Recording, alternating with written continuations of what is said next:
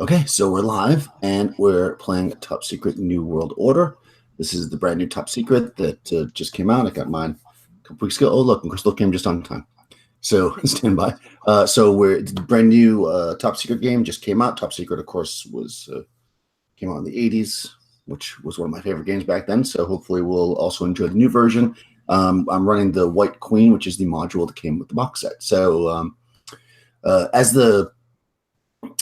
as this kind of story starts, we're actually in a cargo plane, and the three agents are sitting there. They're sitting in a large kind of storage area of a cargo plane with four other employees of the shipping company that they are wearing also jumpsuits for as a way to get from the UK to their destination in Riga. They are working for a organization called ICON, which is a worldwide joint organization to kind of do what the governments can't do without causing political strife. So these agents are new. This is their first field mission without supervision. They've all been through the training together, though the ICON's policy is they separate. You do your training, you spread out back to your regular life, and you go on with what you were doing until you were called. And several hours ago, they were called. So I'm going to each was called separately. I'm going to run through the kind of in a flashback way. We'll go through with each agent, and you guys can tell me a little bit about your agent as the mission briefing is happening. So I'm just going to start with my left. So with Mikey, who is playing Topit. You've been spending your day doing what you normally do, doing your job, whatever. When you're called to the offices of ICON, which are actually hidden beneath the Apsley House. The Apsley House is a museum. Was the house of the Duke of Wellington, and is now kind of it's a museum, and you kind of walk through it, like a tourist, and you know where to go to kind of get on the elevator to sink below and go into the offices of ICON below. So you're who do we see kind of entering into the Apsley House, heading towards the secret elevators in the back? So someone in her past described her as what did you say? Pretty in a plain kind of way. So she's of middle height. She has like a middle tone of blonde. She has a normal pretty face, like the thing you would just forget again after seeing it. You would never think, oh, she's beautiful. She's just pretty.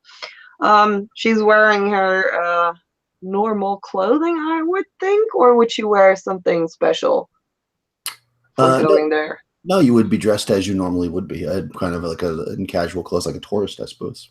Yeah. Okay, sounds about right. Yeah, and she always has that very plain look on her face. She's not smiling. She's not angry. She's just plain, right? Okay, so you head in, and there's a lift in the back, so you kind of wait for the moment where people aren't looking, and you kind of walk through the employee only door, and nobody really notices you because you're kind of pretty but plain, and you take the lift down several flights below the ground under into the secret bunker that is where ICON is headquartered. You walk through the checkpoints, there's metal detectors and such. And through a series of kind of empty corridors into a large office, which is the office of Dame Edith Weatherbury, who is your station chief. She is on the phone. She beckons for you to sit down in a large, comfortable chair at her desk. And this office is kind of a mixture of like old paneling and rich furniture with computer screens and all kinds of tech built into it. It's kind of an odd contrast. She tells you, she hangs up the phone. She tells you that That was the head of the special branch. They've seen to have lost a client, and they need Icon's help to retrieve him. That's why I've requested you to come to see me. I thought we are special already. And you are. And she presses a button on the desk, and the screen drops down. She says, you see a photo pop up on the screen. The projector is projecting it. You see a man in his late 60s. She shows you. She says, look at this face. This is Dr. Vasily Belikov. Until a week ago, he was the head of Russia's biowarfare division. But he defected to the UK. Special branch was holding him in a safe house. But 3 o'clock this morning, as they were moving him, the team that was protecting him was taken out. I raise an eyebrow. So that's where we come in? That's correct. We looked around to see what had happened when we found the dead bodies on the street. And we located only a single chess piece in a building across the way. A white queen. We know this is the calling card of a terrorist. She holds no allegiance but to herself and to money. That's a calling card for whom? Sorry. The white queen. Okay. They know that she's Ukrainian born, but not much else about her, except that she operates a very small and lucrative business working for whoever she can, moving valuables, shall we say. So she tells you that we had no information of where to go until we got a call this morning from Andreas Milek, who is known as the Serbian. We don't like dealing with the Serbian, but he claims to have information about our Russian scientist, and we need for a team to meet him. For 1 million euros, he will give us the information. We need for you and those I send with you to meet him in Riga at a cafe. Verify his information is accurate and give. Oh, okay. Cat attacks. Is that a white cat? Yeah, she has a cat that comes up onto the desk. So she says, sorry. So he's going to give you Belikov's location. At which point you will signal our men who will transfer half the money into a Swiss bank account. The other half, of course, when we verify it is accurate. So she clicks a button, she shows you this a photo of a curbside cafe called Cafe Kafka. She says, you need to meet him there at noon. I suppose I should point out by now that it is, 3 p.m. It is 9 a.m., not London time right now. I should mention that. She says, you'll meet him at 3 p.m. And we'll deal with the rest of it when we find out what he says. So she then reaches down behind the desk and puts on the desk like a paper bag, like that you might get if you were buying a souvenir at the museum, and slides it over to you. And when you look inside, you see a jumpsuit, like overalls, for a moving company. You see an empty satchel, like a black bag, like a duffel bag, and sitting on top is a pistol. She says, take what else you think you may need. Go back to your residence. A car will pick you up in an hour. Good luck. I nod and I just get up and leave the room. Yeah. Do you have any other questions for her before you? No, I don't think so. I will probably have some when I'm gone. Yeah. Of course, as always. Too late. As you're walking out of the space with your bag, you notice, maybe you nod or whatever, another agent coming your way who you remember from training. You haven't seen each other in probably 6 months or so, but you probably nod to each other as you walk by and tell us about your agent.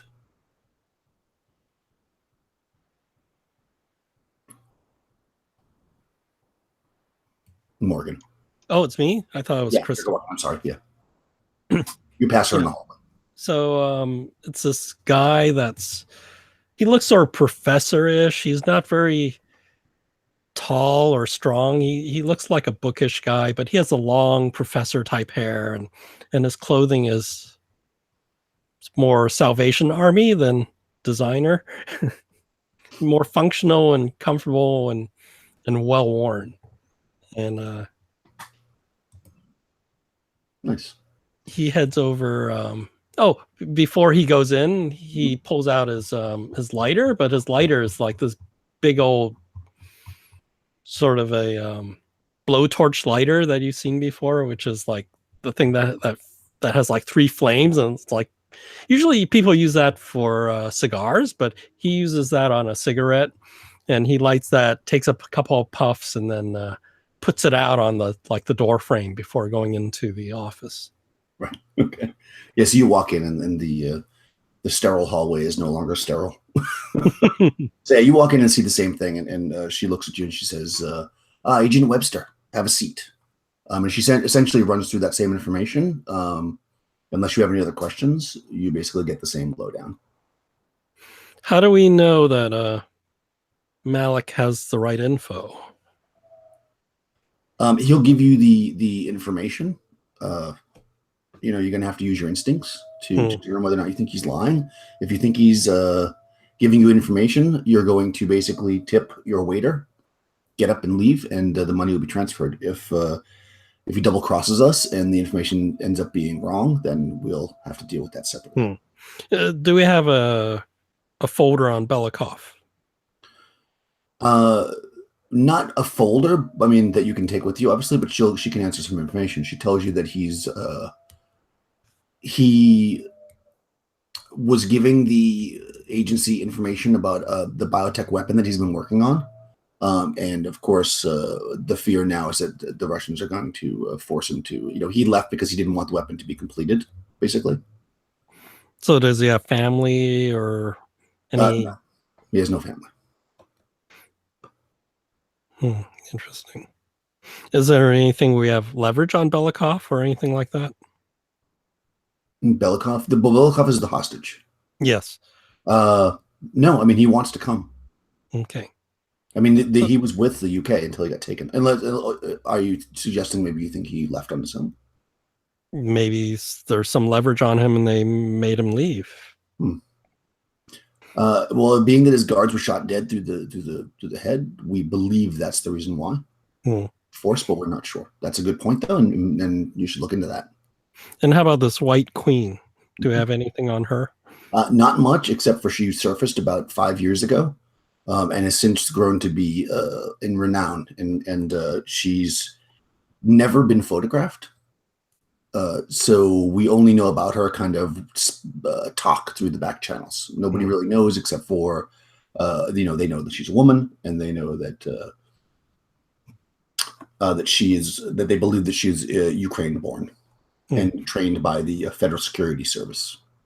Any idea about her height or anything like that and build?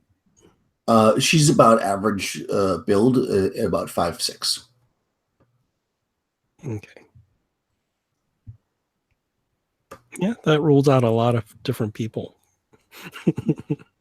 Yeah, I mean the you may or may not end up. And obviously she's a master assassin to be able to take out 2 people probably within seconds with shots through the head. Okay. So this cafe, is that in London or is it a different location? No, it's in Riga, which is in. That's in. In Czech Republic. Yeah. Oh, how long does it take to get there? The flight will be 10 hours probably. No. It says, according to this, No? you're going to get on the flight in 2 hours, and it's going to take. Well, actually, it has listed as 5 hours, but I'm just going to say it's going to take 3 hours because that works better. Oh, we're not in America. Oops. Oh no, you're not in America. I'm sorry, you are in the UK. Kaboom! I probably should. We're in London, right? You're in London. Yeah, sorry, I forgot. Yeah, I mean, you might be in the. So what's the arrival time? I'm trying to figure out what. Yeah, you're gonna arrive. You're gonna land at 3 p.m. their time, and the meeting is at No, I'm sorry. You'll arrive at 1 p.m. and the meeting is at 3. Oh, so we have 2 hours. You'll have 2 hours to get there, which is plenty of time. Okay. And it's a regular flight, so you're going to get on a cargo plane under disguise. Oh, okay. So we can bring our equipment. Yeah, she slides you the same bag. She slides you a bag with a pistol and an empty duffel bag. And she says, you can take what you can fit in this duffel bag. Okay. So can I get like a small spy camera type of thing, or a camera? Yeah. Like a what do you mean, like a small spy camera? Something that takes pictures without making sound. So if in case you run to the White Queen, maybe we can have a photograph of her. Like a hidden camera? Yes. Your phone will take a picture without making any sound. Yeah, but that would see me pull out my phone and take a picture. Yeah. We'll see what we can do. I will send forward to the station in Riga to see what they have, and you can pick it up there. Great. Yeah. That shouldn't be a problem. Thank you. Well, anything else? No. I'll be on my glasses. What was that? Does your character wear glasses? I mean, your picture. Yes. Okay, perfect. She tells you she's probably going to get a camera that fits in the glasses. Oh, perfect. Yeah. Probably like adjust the bridge of the nose or something that takes a picture. Yeah. Okay, so perfect. Actually, it'll be likely it'll be like a wristwatch that you press the button and it takes a picture. Okay. So I'll leave, and after I exit, I relight my cigarette and then go down the hallway. Yeah, you probably get harassed a little bit in the museum as you're walking out smoking a cigarette, but you get out no problem. Okay, so as you're leaving though, you're smoking your cigarette, and another agent who you recognize again from the training, but you've never had too much conversation. When you guys were in training, things are kept pretty quiet. You don't talk much about personal lives, but you haven't seen each other since then. You see, what does he see? Crystal walking down the hallway towards him. He sees this girl who's dressed in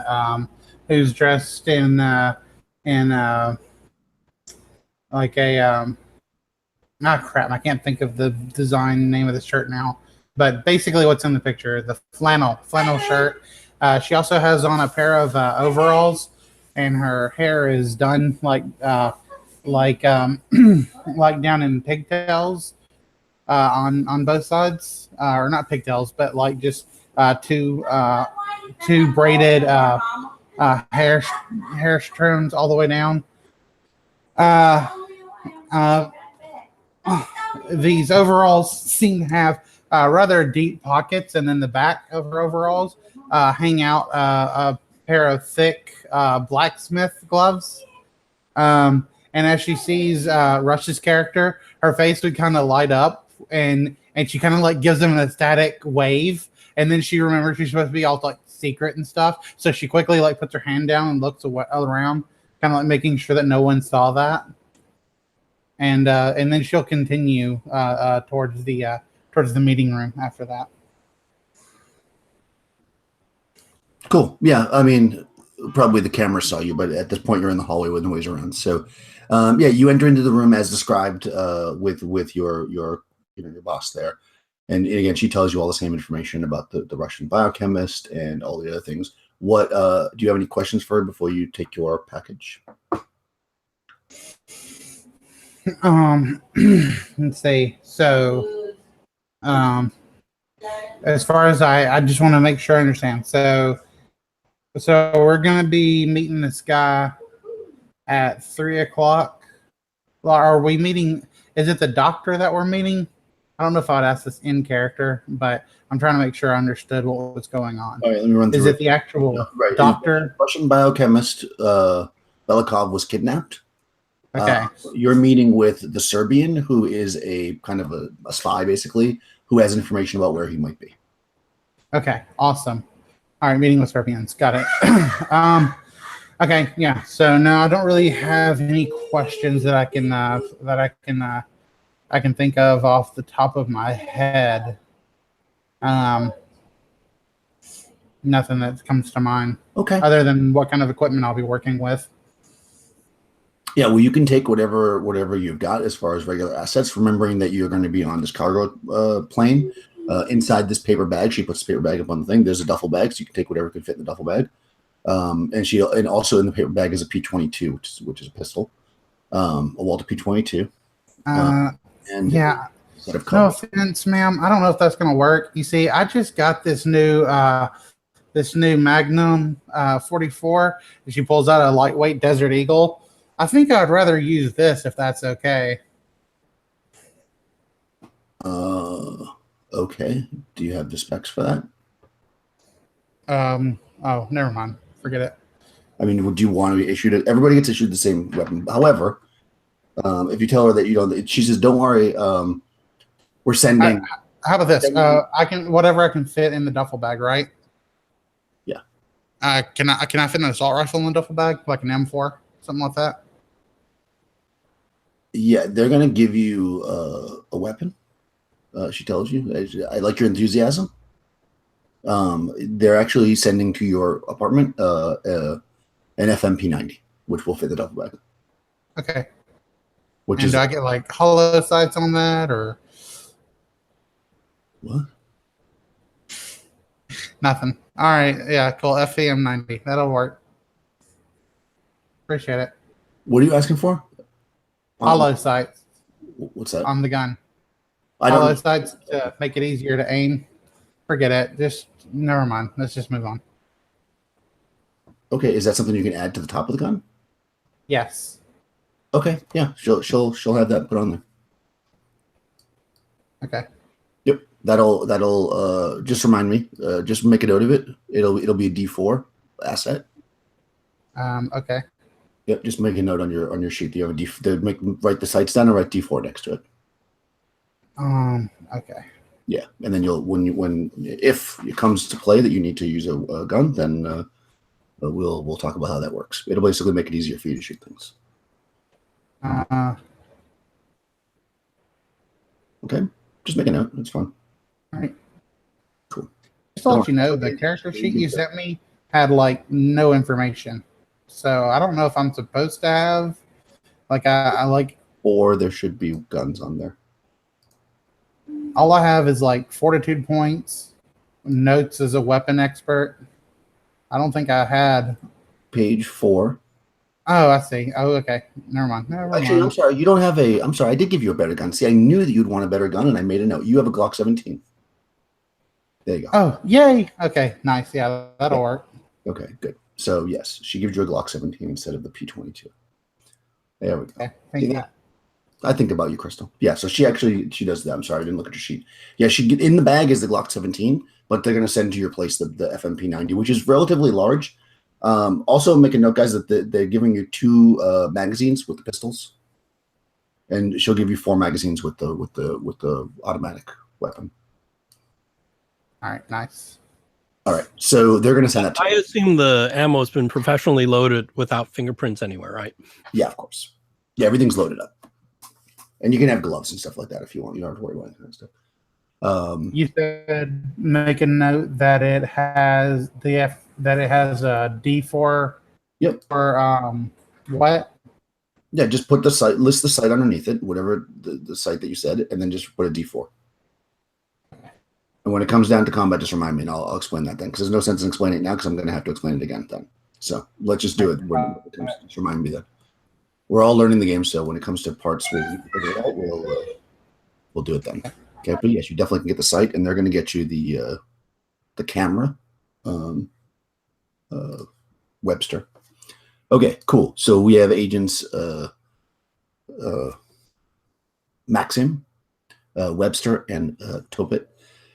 So now we kind of cut back to where you guys are on the plane, and you hear you guys probably haven't spoken too much because these other kind of dock workers have been with you the whole time. But the pilot makes an announcement that the plane's going to land in about 20 minutes, and they get up from their card game, whatever they were having, and they get up and head towards the front of the plane. So you guys are now alone. You're going to land in about 20 minutes if you want to discuss anything.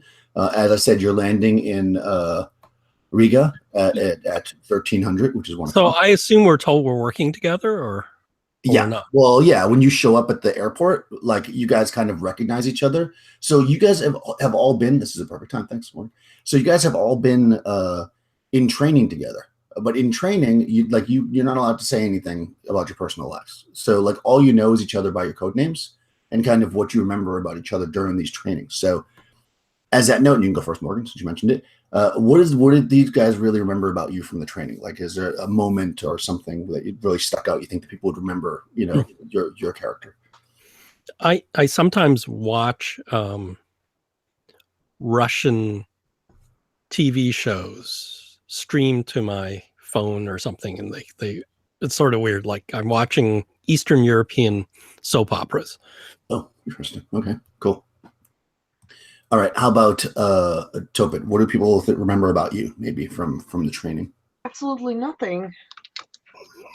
Nice. Yeah, of course. I mean, what question is that? You guys are like you kind of remember, but not. Really. Yeah, you're not sure. Oh God, could be, but maybe. You remember that you don't remember. I like exactly. And how about Maxim? What would they remember about you from all this training that you guys had?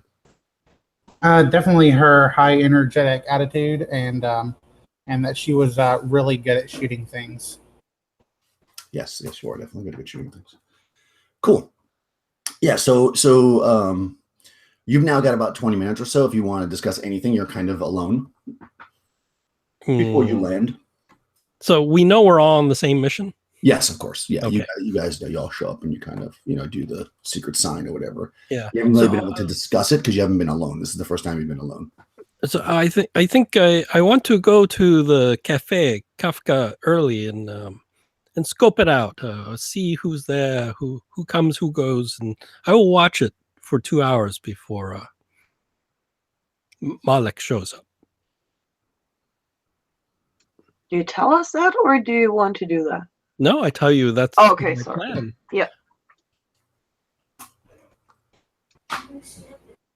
I would say that I will join you, but I won't join you. So who will go talk to this Malek? Do you want me to go? You Well, speak his language, right?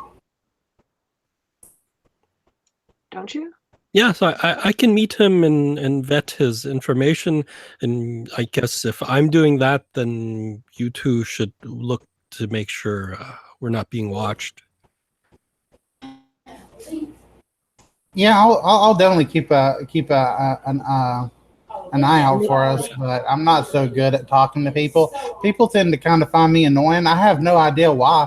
I mean, I try to be nice to everyone, but sometimes the people, they're just mean and they just don't like me, and I have no idea why. I mean, I try to get along with everyone. Sometimes they just don't want to get along with me. Y'all know how that is.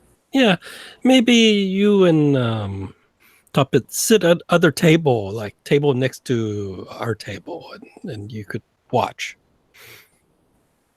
It'd be safer. Oh, that sounds fun. Yeah.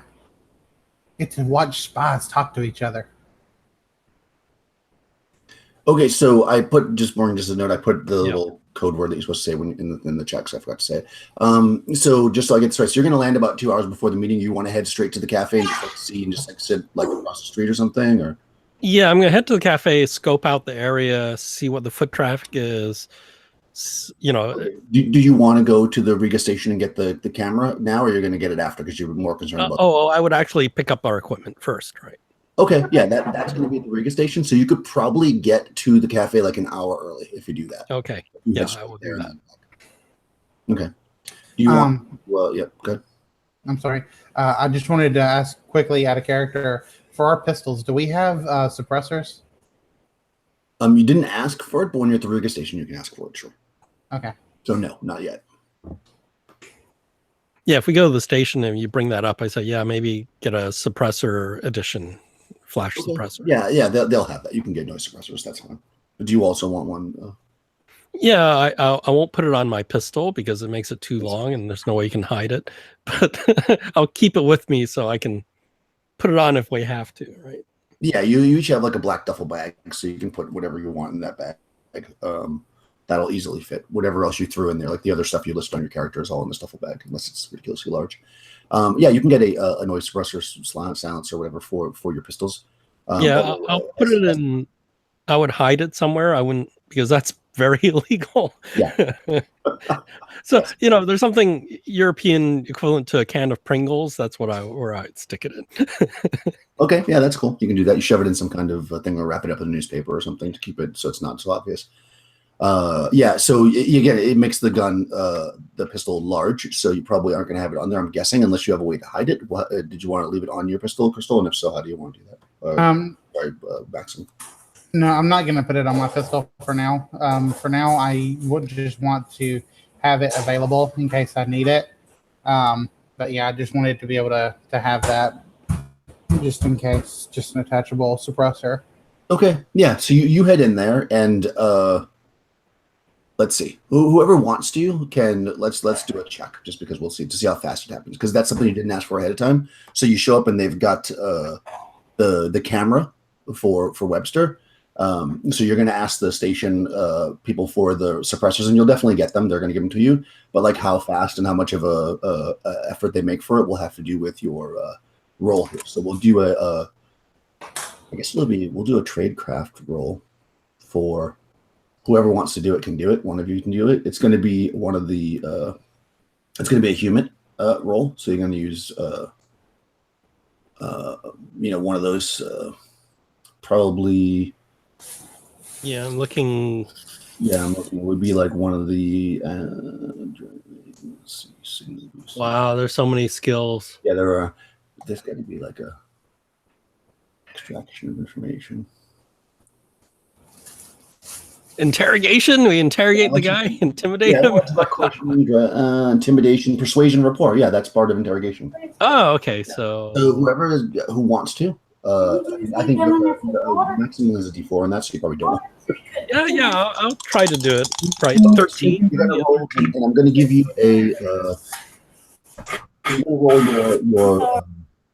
your suave or nerve, whatever's better, plus your skill there, whatever it is, the human skill, unless you have something special. And then I'm also going to give you additionally, I'm going to give you a decision die, because there's no other asset that you can use really.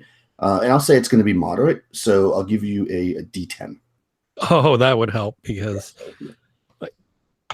you're just trying to I made it by 1. I got a 14. Oh, perfect. Yeah. So they're going to actually be able to get them like right away. Like they're just like, oh, wow. Okay. Yeah, this seems really important. They don't make you wait around too long. So it only takes like maybe an extra 10 minutes. So you're able to get the noise suppressors, the glasses, they show you how to use them and everything. You can either take a picture by touching it, or there's like an app for your watch or something that you can use to fire it. Yes. My Halo sight on my gun, did they automatically attach that for me, or do I have to take time to do it?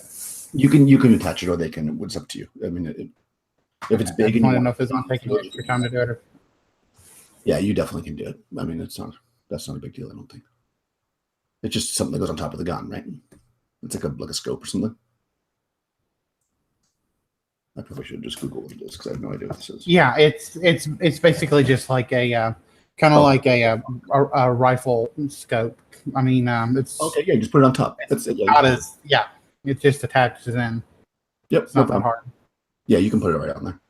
I mean, your weapon is relatively large, so it's probably going to have to be in the bag anyway. So yeah, you can put that on the FN P90.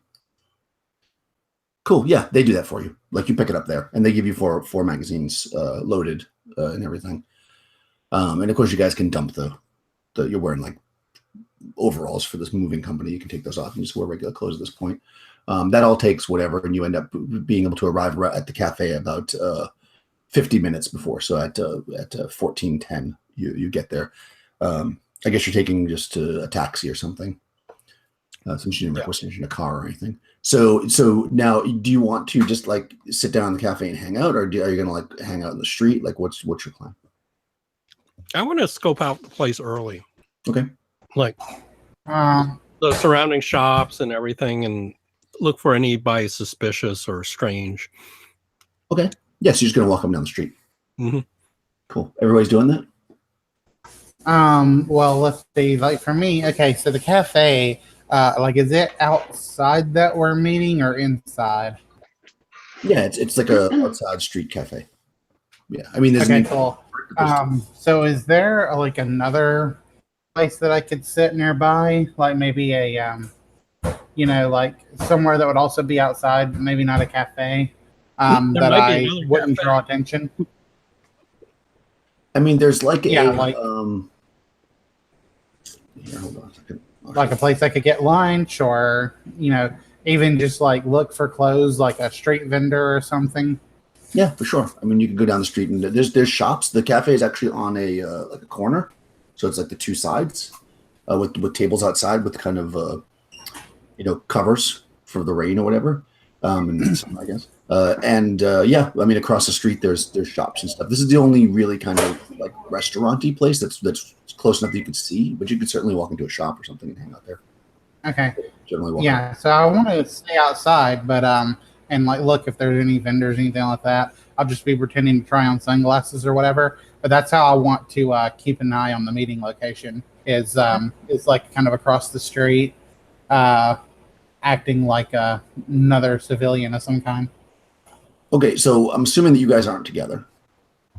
Yeah, we're not together. Yeah, that's what I wanted to mention. Definitely, we're not together. None of you- Yeah. okay, No, cool. So what's we're gonna watch each other's backs from different locations. okay? So what's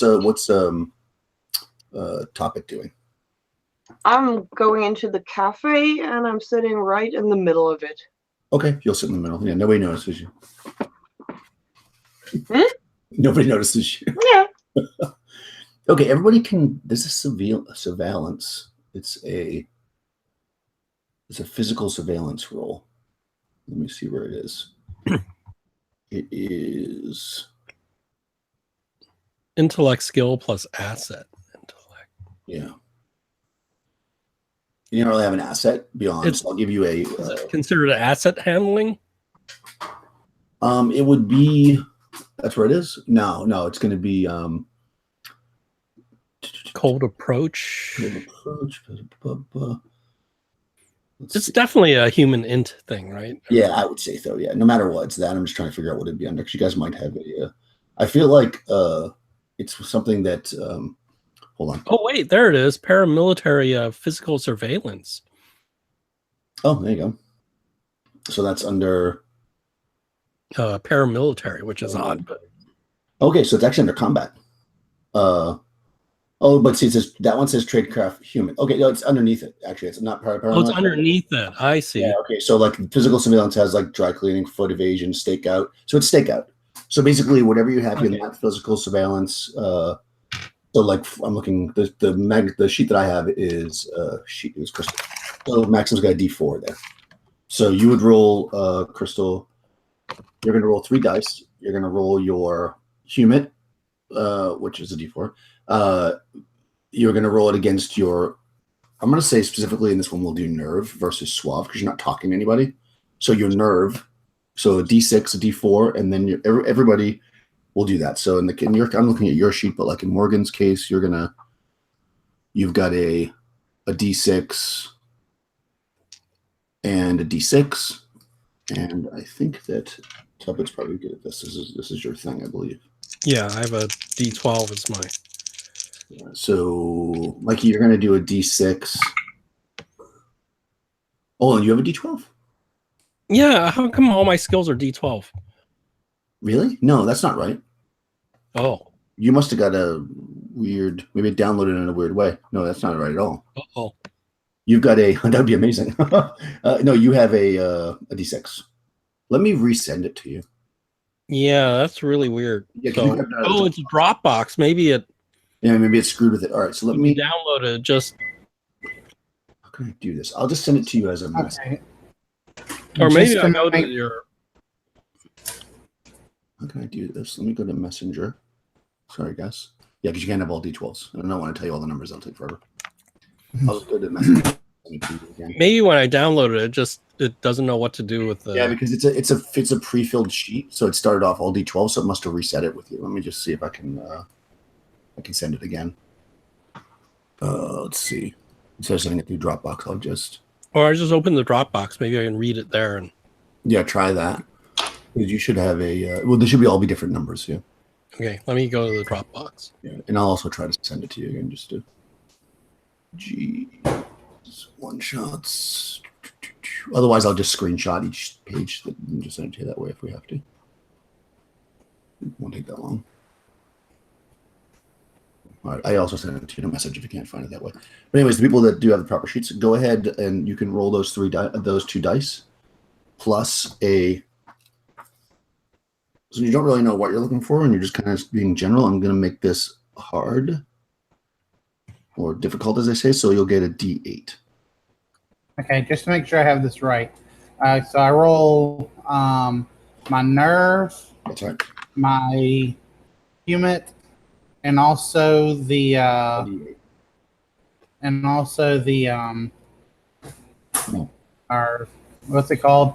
Nope. Humid, and also I roll for stakeout. No. Instead of you don't roll your unit, you roll your stakeout. You're going to roll your nerve, right? And then you're going to roll your stakeout stat, which is created by your humid. That's all that is. You don't actually roll your humid too. You roll your nerve, then you stakeout, and then also a D8. And you're trying to get a 13 or better. Okay.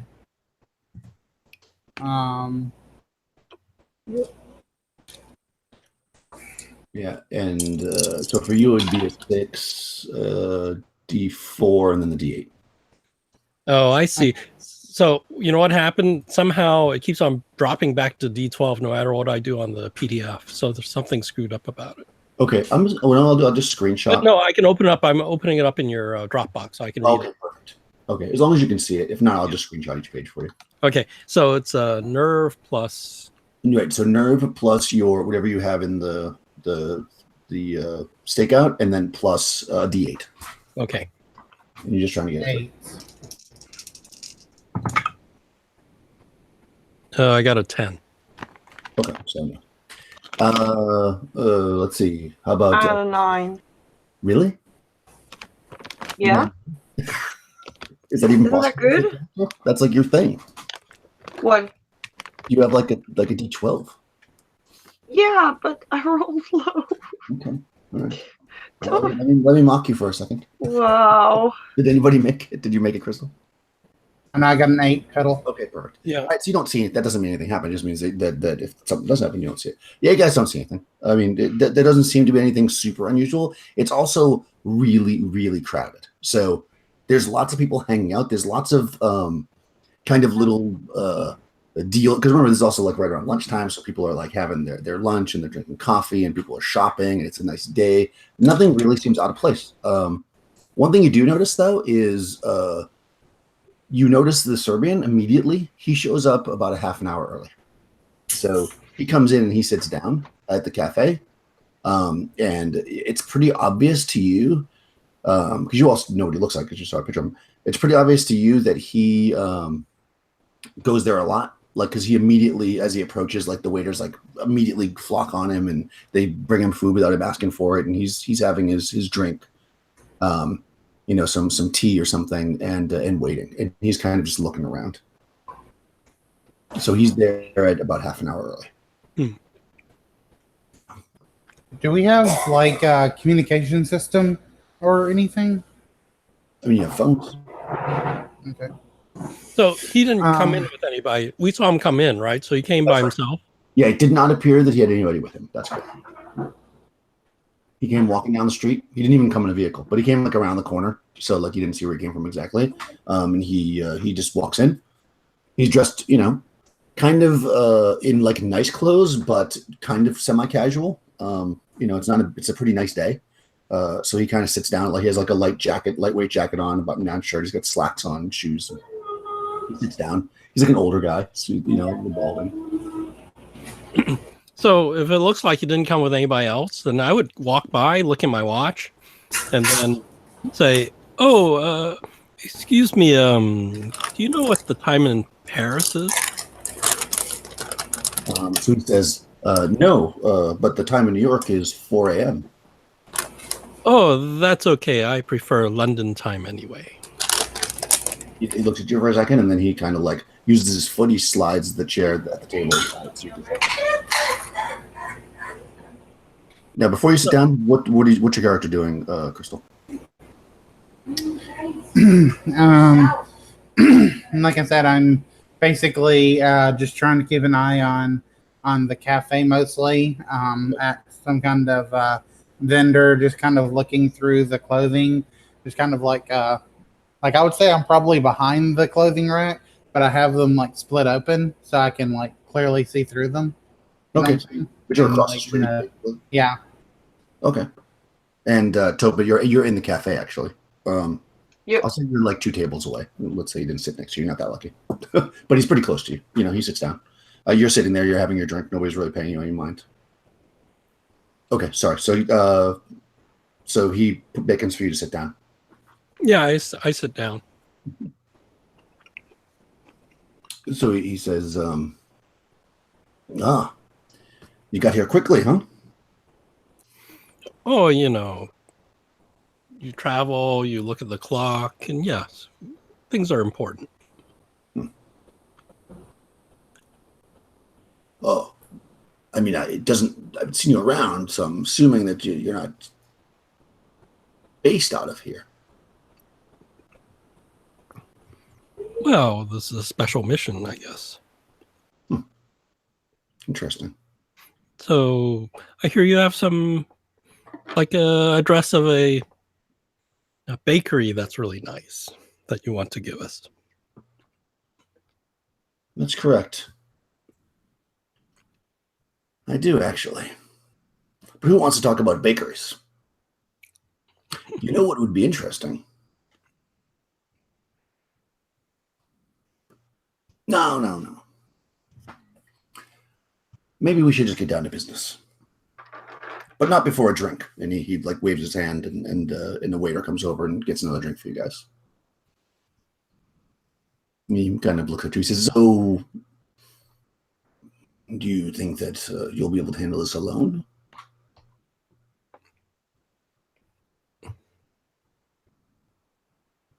Oh, you ask a lot of questions for somebody that just wants to give us some address.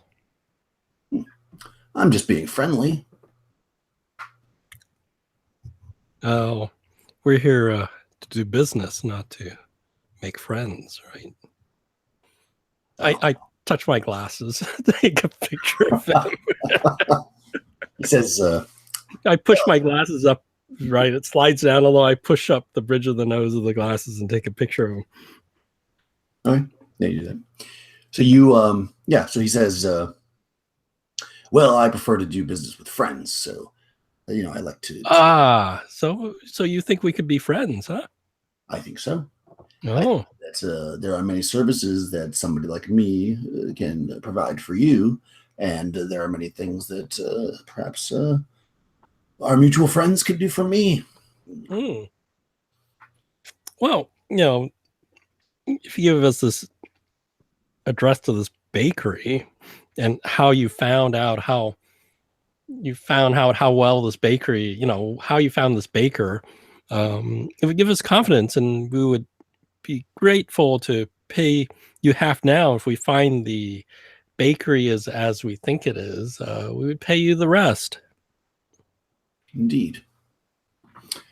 Well, I mean, that seems like a fair deal.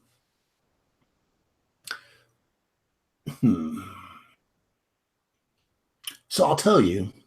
Actually, do this for me. We're gonna do an opposed roll. So give you any extra information. I mean, he's gonna give you whatever, because it's Okay. So this is a suave plus human. So just roll those two together. Unless you have a specialized skill that would get people to say things, which I don't think. Suave is terrible. Okay. So he's gonna roll those down together versus his, basically. Wow, there's and the attribute's the one that explodes? Okay. That's right. Yeah. Did you explode? And if you get a 1, make sure you tell me too, because that's fine. No. So I got a total of 7. There's just okay. He rolled. Let's see. He got a total of 7. He got an 8 right away. All right. So yeah, he said, well, All right, I suppose it's best to just get the business done so I can spend the rest of the day enjoying myself. So, you're sure you're going to do this by yourself? It seems a little dangerous because they've got him kept, and everybody roll a save against. Hold on, I got to go to the thing. This is going to be another skill check. This is a save. Everybody can do this because you're all watching. The save is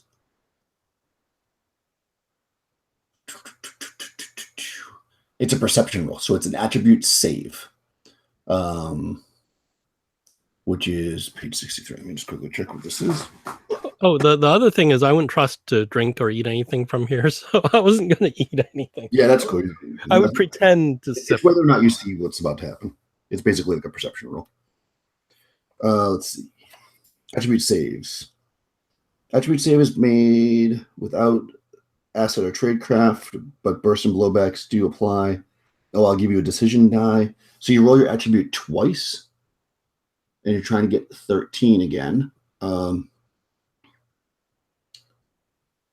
So I guess it would be, it doesn't say which one to use, but I'm going to say that it's, since you use human for surveillance, I'll use that attribute, which is either nerve or swab. I'll say nerve. So you're going to do nerve. Okay. So everybody rolls your nerve dice twice, and then plus a d4, and you're trying to get a 13. Oh, is there any one that explodes, or both of them can explode? Only the first one can explode. Oh, so Wait.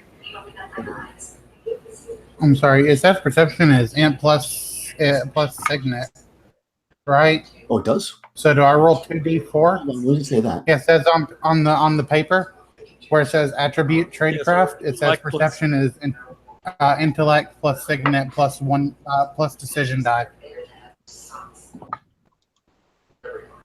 Oh, sweet. All right. So okay. Oh, attribute save, attribute decision die, perception. Well, no, because this isn't. That's if you're trying to see something. This is a save. So that's why. So it's going to be attribute. So do the exploding die continue to explode, or only explode once? No, they keep exploding. Yeah. Oh wow. Yeah. Yeah. So yeah, Crystal, what you're saying is right. If you were making a perception check like to see something, you would do that. Okay. But this is an attribute save, so you're going to do. Well, I decided nerve, but I guess it probably should have been intellect, but whatever. So I got a 16 because I was 17. wow. I'm not seeing my attribute. What attribute? Your attribute will be nerve. Top of your sheet. So look at your Okay. attribute. So I rolled 2d6. Yep. But one of And them's what's different. the decision die? A D4. But one of the die six has to be different. Yeah, roll the first one first because that one can explode. So just roll one first, and if you get a 6, then it can explode and you can keep rolling it. I rolled a 6. Okay, so that's 6. Now roll it again. Roll that d6 That again. D6 again, yeah. 3. Okay, so that D6 is a 9, and then you can roll one more D6. 4. Okay, so that's 13. So I already make it, but then and then you roll a D4, but you made it anyways. So just so we do it correctly. 4. So, Perfect. Yes, you definitely see this. I guess you don't see it, Topit. No, I think we all made it. I Oh. did. 17. Oh, I'm sorry. I thought you said. All right, good. So you guys actually, you're kind of, he's leaning forward to say something to you, and you guys are all kind of like watching to see what's going on, and you actually see that you'd noticed it before, but you just didn't, think anything about it because whatever, there's a lot of stuff going on. There was a guy that pulled over on a motorcycle and started talking to a guy on a cell phone, and just as you're he's leaning in to say something to you, the guy with the motorcycle spins around, and inside out of his leather jacket, he pulls out a submachine gun and opens fire on the crowd. More particularly, he opens fire at the table where the Serbian and Webster are sitting. Yeah. So Because of that, you see it, which means that you can evade. Okay. So basically, is there any way to push the table? My thought is to push the table over and use it as cover, but yeah, you definitely can do that. So if successful, you have a chance to take evasive action before. All right, yeah. So he's pulling out the gun. What's your reflex? push the table over to block Yeah, perfect. the view, and then jump Malik, like cover him with my body, right? Basically push the table so he's out of view, and then jump on him and make sure that we're behind the table and out of view. So the guy has a harder chance of hitting us. Oh, perfect. Okay, very good. You can definitely do that. So again, this comes down to that action point thing that we talked about. So what's your reflex? Die. Let's see. Reflex 8, die 8. Okay. And that would take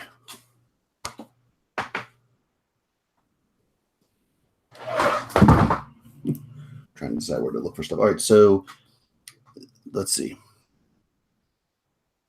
Defensive modifiers, action points. Okay, so aim, fire. Okay, so anything else takes 2 action points. Any other non-combat action will take 2 action points. So you can actually throw up the table for sure before he can aim and fire, because aiming and fire takes 6. So yeah, so even though he's faster than you, this is what we're talking about before, because he's a D10. What he's doing is taking more time. So okay. Yeah, you're able to totally do that. You throw the table up. As he spins around with this submachine gun, starts firing. What does Topet want to do? Because you're kind of in the cafe that's being shot at as well. Yeah, that's Jesus.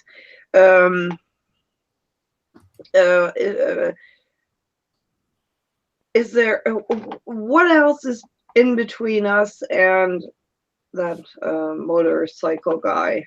So only some more tables, or? Yep. From where you are, there's another table with people on it between you and. So basically, the Serbian sat like on the outer edge. So that's where Webster and him are sitting. There's another table, then it's you. So is there a dumpster or anything outside? Have I seen that? No, there's no dumpster. Like not right near where you are, anyways. You're like right in the middle of the cafe. For fuck's sake. I try to hide away from the others, and I try to keep an eye on the motorcycle guy. And as soon as he tries to flee, I will go after him. Okay, so you're gonna like hit the ground. Mm-hmm. Okay, and again, you can do that before he can aim and fire, because that takes whatever. What are you doing on the other side, Maxim? Did we bring like our briefcases with us? Yeah, we have our duffel bags. Yeah, you have everything with you.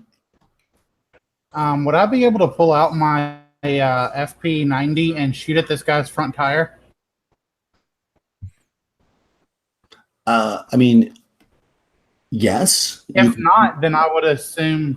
Yeah, you can do anything you want, but I will point out that you're in a civilian area that's crowded, and possibly pulling out a machine gun and shooting things is not ideal. But you can do it. I mean, do whatever you like. But, the other guy's firing. The other guy's pulling out a weapon too, so it's not. You can do whatever you want, but yes, 100%. So you can pull it out. I'll tell you what. I would rather, instead of doing the FMP90, I would rather do the Glock 17, which is probably a semi-automatic handgun anyway, at the very least, if not fully automatic handgun. But yeah, I'll just do my Glock 90 instead. I'm just pulling it out of its holster, and I want to shoot at this guy's front tire. Cool. What's your? Because I'm thinking he's swinging the back end around. Perfect. So your reflex is 10. Okay, so it's the same as his actually. Pulling your gun out will take 2, which is actually what he's doing. So you can actually shoot at the tire of the guy as he's opening fire on the cafe. So that'll happen probably simultaneously. Nice. Yeah, so you can do that. So he's shooting into the crowd. You can just do your shot first because it's just easier for me. So you're going to roll your reflex die, which can explode. So roll that one separately. And you actually have the handgun proficiency. So you roll a D12, not a D10 for combat for that. So you're going to roll a D10, a D12. But you're actually across the street. So the gun itself. Hold on, let me open up all the weapons. That way I have it, because if this is shoot stuff. Let's see, guns. Let's see. So the Glock. Its range is effective range is 100 feet. Yeah, you can do that. So you're going to be. Let's see. You're at medium range because you're between 11 and 75 feet. I'll say. So your asset die for the Glock is a D4. So you're going to roll a D10, a D12, and a D4. Okay. So the D10 first because it can explode, right? That's right. 5. Okay. And then a D12 and a D4. Yep. All right. On the D12, I get a 9, and on the D4, I get a 4.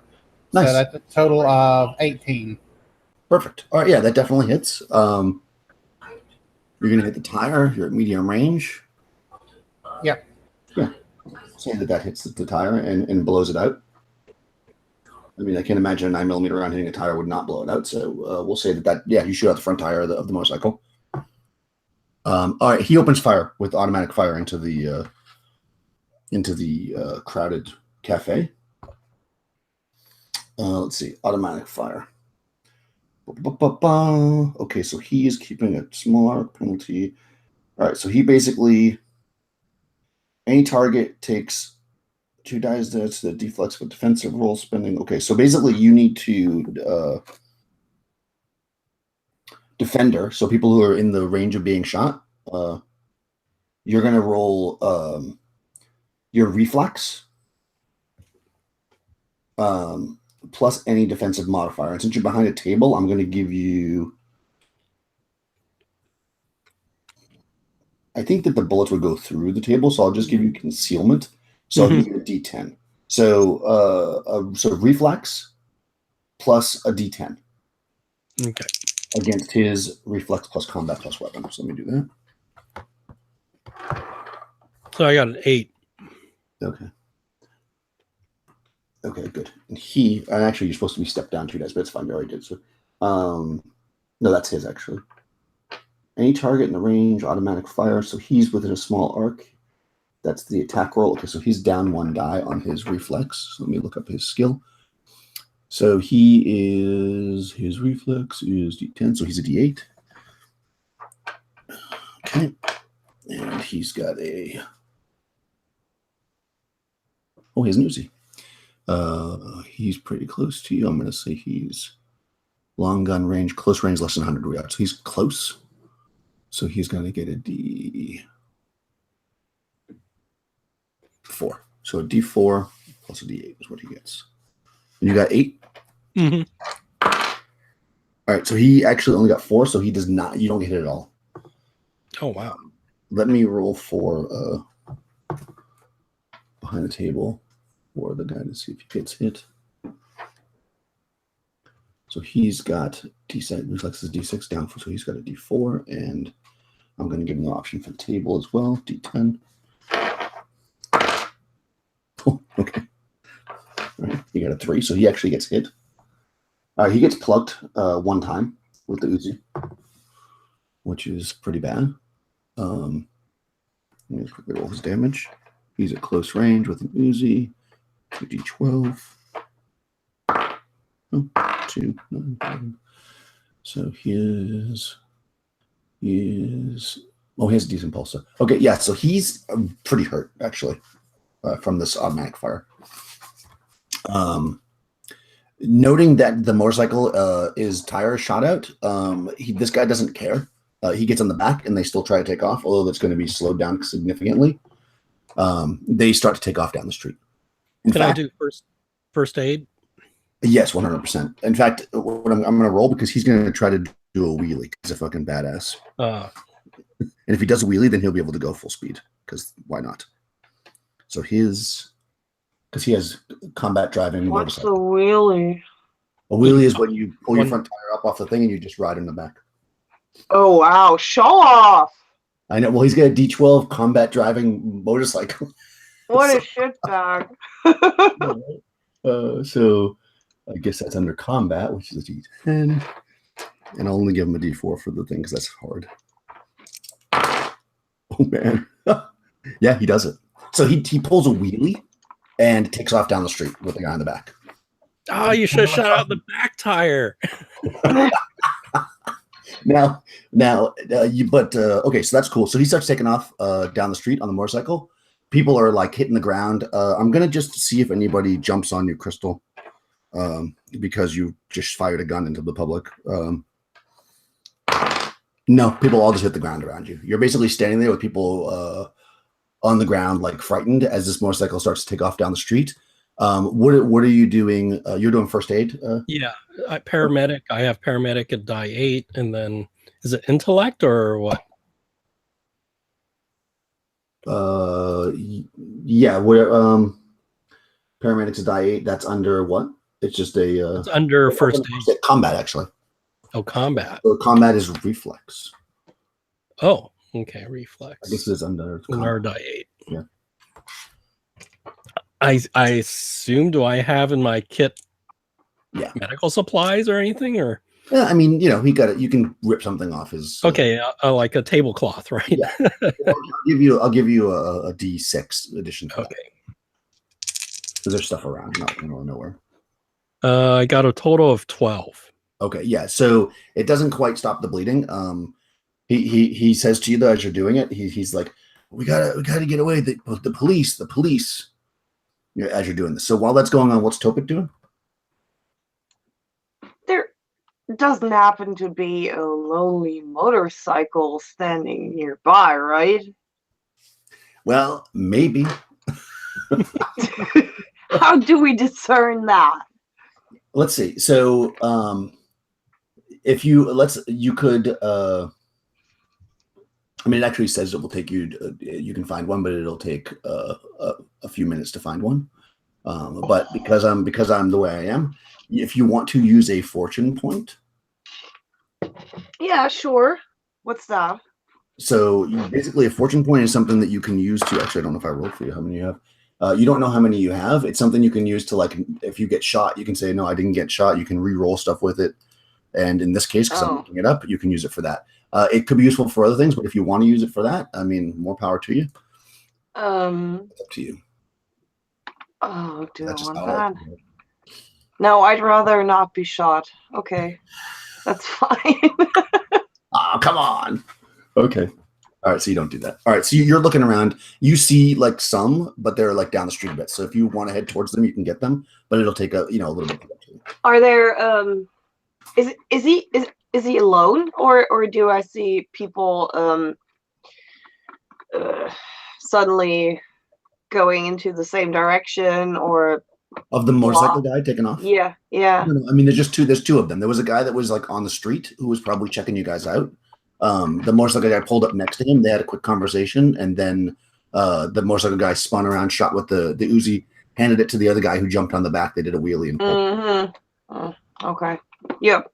So yeah, he's got a guy with him, but they're like, I mean, they probably can't do a wheelie that far, but he's at least getting, like, he's getting down the block anyways. Yeah.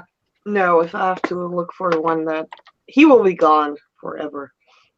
It's likely it'll be hard to catch him if you try to get him or something out. Yeah. Yeah. What about okay? No, everyone's on the ground around you, Maxim. Because you just shot a gun and you're literally standing down the side of the street with the pistol pulled out. What would you like to do? Yep. So is your character going for a motorcycle, Mikey? No. Okay. Yeah, you basically see her on her hands and knees, like, behind tables looking for something, which is obviously. Yeah. Shit. Do we have, like, a rendezvous point for if we get split up or something? Well, you know where the main place is, yeah. Okay. Otherwise, you didn't discuss it. This is a new city. Nobody's ever been here before. True. Okay, well then I will just casually put away my gun as if I had done nothing wrong, and I will rush over to help with the medical stuff. Okay. Yeah. So you run over. People are still a little crazed because there's gunshots and stuff. And, this guy sprayed into the crowd, and being that only, like, one bullet hit this guy, there's another, like, 30 bullets that hit other places. So there's people dead and hurt in the cafe. And people are freaking out. And you run over it. And yeah, so the Serbian is saying to Webster, he said, we got to get out of here. We got to get out of here. You can hear the sirens, and you start to hear where can we take you? I have a van. Go help me. Let's go. Yeah, I pick him up, put pressure on the wound to make sure he doesn't continue bleeding out. Check the back, see if there's an exit wound, and put pressure there if there's an exit wound. Yeah, because he got shot through the leg. Like it looks like it's pretty clean. So yeah, there's an exit wound. Whatever you wrap the thing around, it just doesn't seem to really be stopping it so much at this point. He might need a tourniquet or whatever, but that would take time. And obviously, yeah. So I'll help him hobble over to his van. Okay, yeah. So he rushes you around the corner. I'm assuming you're following Maxim. Yeah, I'll follow. Okay, well, how about you, Topit? Yeah, I would follow, not directly. I would just go after them, but not very obviously. And then if they drive off, I would just jump in last minute. Okay. Yeah. That's 100% fine. So I ask him for his keys, right?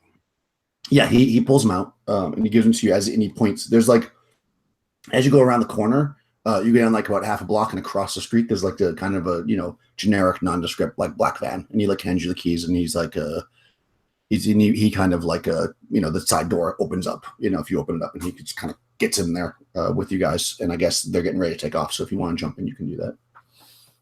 Topit. And you guys take off down the street, I guess. I'm assuming away from the police sirens. Yeah. To if this guy is a safe house, go there. Yeah. So yeah, he you start to drive down the street and you're driving, probably just going because he's like at this point he's like swearing and cursing and he says, "God damn hit squads." Mr. Pistol. Good. You're talking. You're still conscious. That is very good. Yeah. So where do I turn? Left here. Where can we take you? Take me. Maybe you should take me to the Icon station. I'm sure they have medical people there. We can. That would reveal our Icon station. But since you are doing such a great favor for us, I will take you there. But back to what we were discussing before in the cafe, the address of Belikov. Yeah, well, no, of course, if you perhaps you should take me there first. Yes, we're taking you there now. Okay. He kind of breathes heavy, and he's tightening the thing on his leg, and he says, "Well, I handled the paperwork and bribes to allow the Russian research vessel, the Azov, to make port out here. That's where she is now, the White Queen. Oh, she's holding Dr. Belikov. Now I can't pronounce his name. Belikov. The Serbian cannot pronounce his name. Belikov. He's holding Dr. Belikov. It's currently still there, but according to the papers I submitted, it's leaving the port to head to South Africa, 7 a.m. And just for a clock, it's about 3, 4 in the afternoon. So we have time. Yeah. Yeah. He tells you exactly where it is. He tells you that. He says.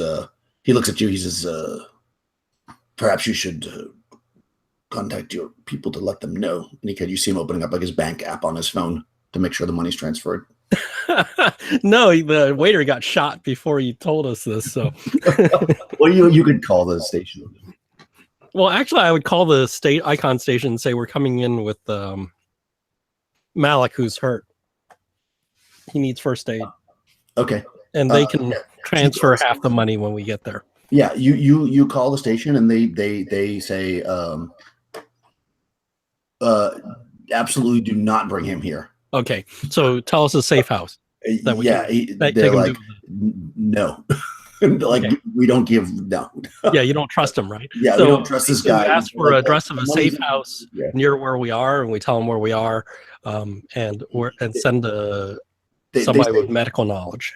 They tell you that he is so well connected in this town that he absolutely does not need you. So so it's all bullshit. Okay. So then he you see a smile on his face. I mean, he doesn't hear this conversation obviously. And he says, good, the money's transferred. Hopefully I can remain conscious until we get to your base. And he kind of leans back against the Yeah. So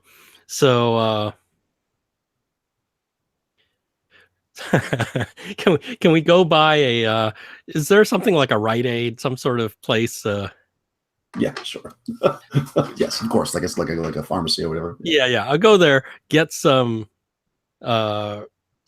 bandages, some super glue, and Yeah, he's like when you pull up, he's like making notes in his phone and stuff. yeah.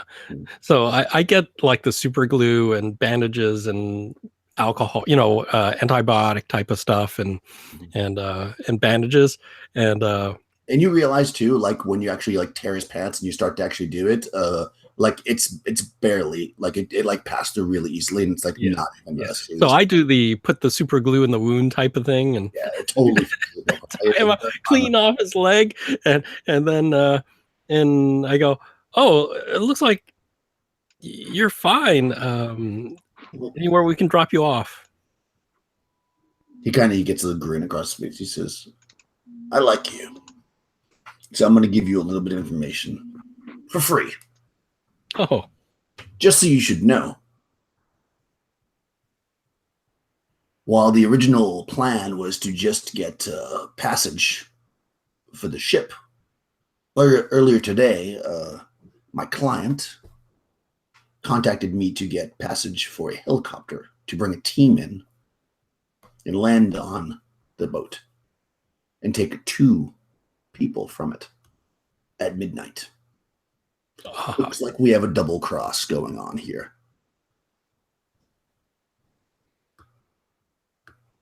And then he kind of realizes that you're not going to take him to the station now, and he says, you can keep the van. And he kind of slides out and like gets out and starts walking down the street, limping, but counting his money. And he disappears in the crowd somewhere. Yeah, Right? he's like walking away down the street. Exactly. Well, I assume this van has a tracking device on it. So, Having watched this attack, is it possible that this was just a setup? it could be. I'm asking the god. Oh, You think it could be? I mean, this guy is definitely not. He's very shaky. It's whether or not he like did the whole thing so that you would give him more information, possibly. but unlikely. He got shot behind a table, so that's more accidental than. Yeah, I mean, that's true. it seemed pretty real, and he seemed pretty pissed off. But it did seem like he was, let's say, wanting to take advantage of the situation that you guys were like maybe possibly new agents, and you were just like going to bring him to the safe house because he was hurt. So he was probably acting and exaggerating a little more, but it didn't seem like he got shot on purpose. Fucker. Yeah, I mean, yeah, he's definitely. As long as he doesn't sell our info to somebody else. Yeah, and he didn't, because you beat him on the other roll, he didn't get really anything extra from you, and you role played it really well. So yeah, he really didn't get shit from you. So except for the money, which is of course what the original deal was. Yeah, that's what he wanted. And you have the location of the ship. And we have to get there before midnight. So Yeah, and you now know that at midnight there's going to be a helicopter coming in to retrieve off the ship. And so, does he give you any more information on that? I think that's all he's got. Yeah, so that's basically all he gives you. I guess you're going to go. You want to dump the van because you don't trust it. Well, it doesn't matter if we take the van to the Azov, so we won't take the van to the safe house. That's all. Right. So you'll park it somewhere, then whatever. The reason I ask is because you're definitely going to get out to a boat in the harbor. You're going to need equipment, like a boat and stuff like that. To which you'll need to go to the Icon. Yeah. So does Icon have assets, or were we supposed to steal stuff or rent? No. If you go there with that information and not bring the van, then yeah, they will definitely. You meet with them. You've already met with them once, obviously. They they seem a little word definitely got back that you had said you were going to bring him there, so the head is a little bit pissed off, but he's just like, new agents, whatever. Yeah, so we'll ditch the van and but they definitely tell you that they can set up a boats for you to head out to the ship, and scuba, however you want to get out there, whatever you think you might need to get to this boat, because it is in the harbor. I have to look at my skills. Yes, you can figure that out. Let's take a 5-minute break, and then we'll come back and you can figure out how you want to raid the ship if that's what your plan is.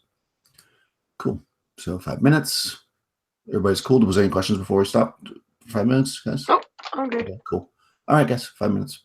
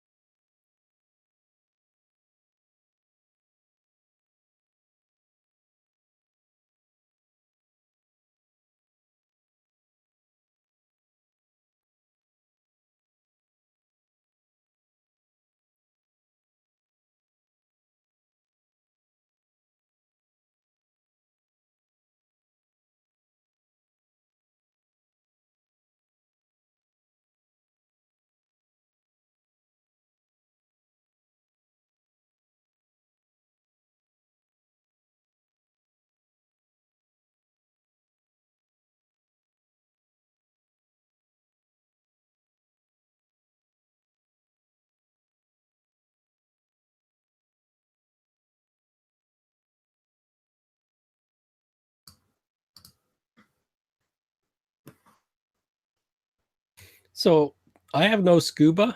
I don't see scuba anywhere. Yeah, it would probably just be combat if you want to use scuba. But I have helicopter. Yes, So Oh God. can we get a helicopter and arrive 15 minutes early? That's my suggestion.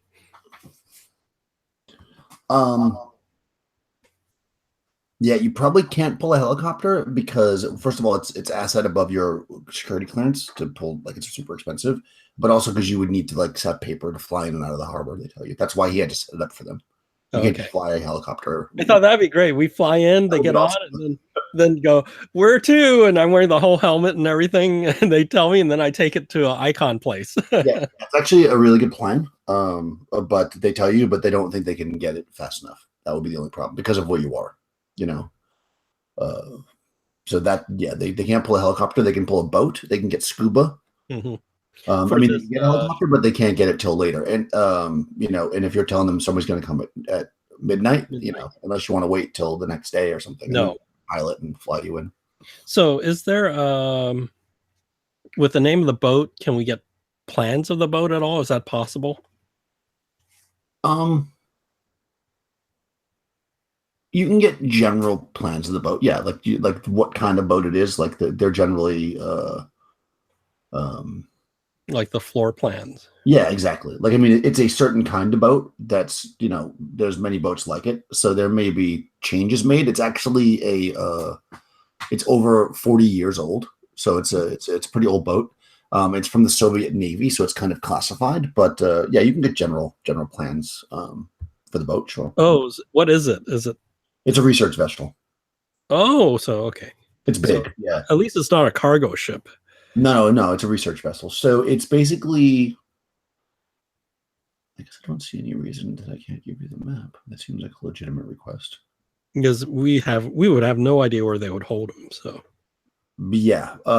They could probably. But from that, we can find out where the helicopter is going to land. Yes, exactly. So let's see where that's right there. To be honest, this map is a little bit confusing. So I guess what I'll do, because I have no way to send it to you, I'll just screen share and I'll kind of show you the ship. But yeah, they can show you the map of the ship. That seems like a reasonable request. Screen share. Applications. Boom. Okay. So this is well, I didn't do it. All right. So this is the main. Okay. So I mean, they got a little picture of the ship right there. So this is like the I know it's sideways, but this is basically the setup. Oh, I see the helicopter landing area. So that's where it's going to go. Yeah, they're going to land it here, right? That's where the helicopter goes. Can we figure an easy way to get there if we? Well, to get onto the ship, a boat would do it, and then you could come up on the side somewhere with ropes and such. Yeah, the helicopter's in the back, right? Or in the front? Exactly. The helicopter should land around here. Yeah, because this is so this is the deck that the helicopter would land on. Would be that's the hold, so it'd be here to be here. That looks. I would ask Maxim where there's a good place where you could get a good sniping area if that's needed. Because I assume if the helicopter's coming in at midnight, we don't want to get detected, but we want to get there early. So we should get there like 15 minutes, a half an hour before midnight, and then set up. That would be the minimum time it would be on there, and then we'd be out of there as soon as we get the scientist, right?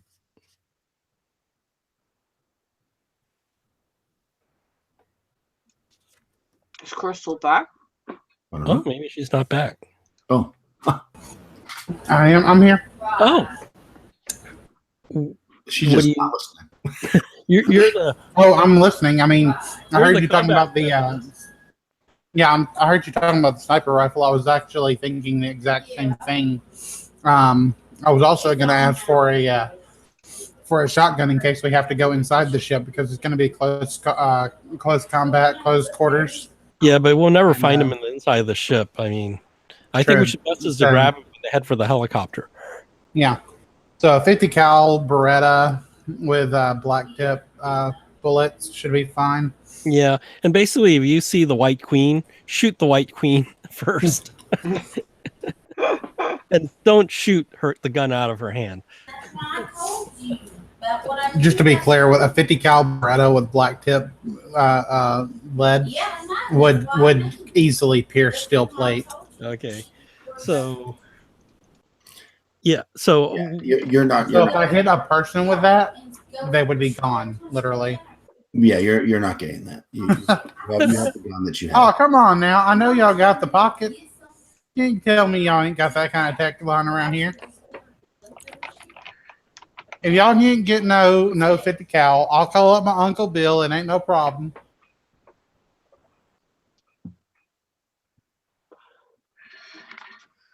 Yeah. So the guy the head of the station is kind of eyeballing you, not amused with your. Okay, I'll just take any kind of sniper rifle, whatever. I'll be grateful for whatever y'all give me. So you want a rifle? So Yeah. go on isn't that thing that you have already like a pretty good weapon? The one that you already got with a scope. Machine gun. Yeah, it's basically for tactical assault. Yeah. But I thought we were going to be shooting from a long way away. It only has a range of about 300 feet. We'll be on the, unless you find a better position, we're going to be on the deck of the boat somewhere hiding, unless you can shoot from a dinghy or something. No, I mean to hit just so I'm understanding what you're saying. If you want to, you're thinking like when they run out to get on the helicopter, you'll shoot them. Yeah. Yeah, and yeah, you would have to do that from the deck. That's what I thought. Yeah, there'd be no way you could shoot them. So the best thing is we sneak onto the deck and find a good sniping spot and hide, and then a good place where we can grab the scientist from her. Right. Fair enough. They can definitely get through a rifle. Yeah. Yeah. Let's see. What do they got for a sniper rifle here? Let's see. That's a automatic. This is a hunting rifle. Do they have some non-lethal weapons? Sure.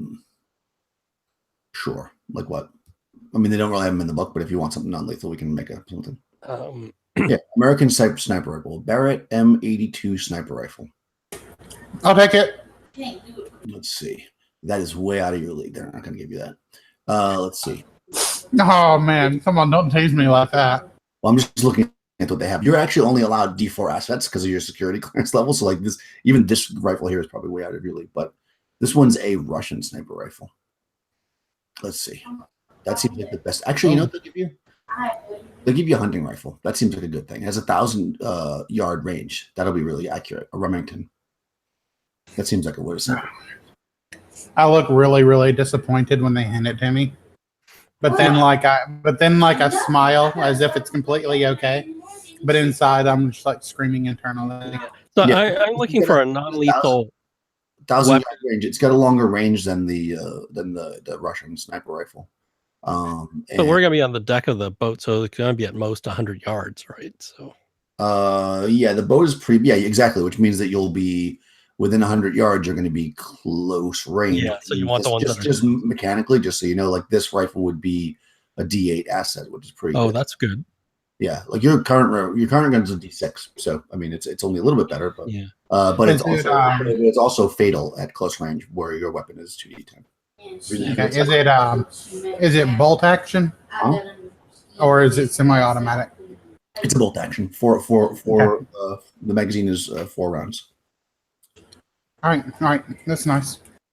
So I'm looking for a non-lethal range weapon that if I miss, I don't want to kill the guy we're trying to save. So that's why I'm looking for either a beanbag gun or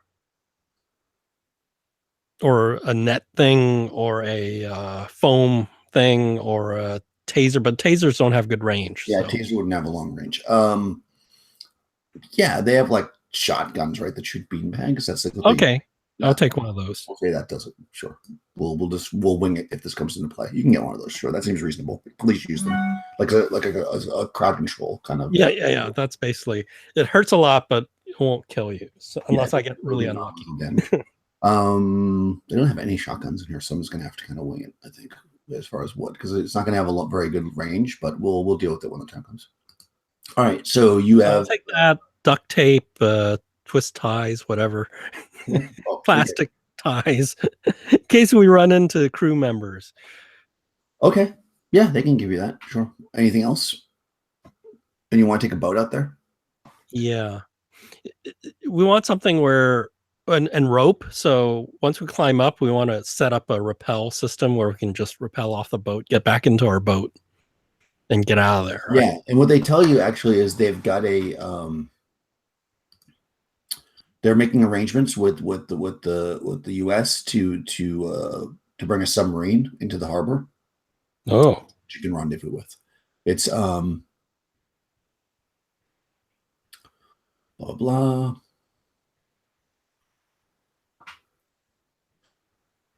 Storm conditions. Things.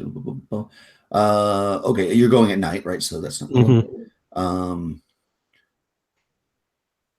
Yeah, it says it somewhere here. I'm not going to dig through the track. Basically, there's a submarine waiting for you. It's going to be like 5 miles out to shore. So the boat we have, do they have one that's silent, or do I have to row our way to there? It's got a motor. You can probably row it when you get closer.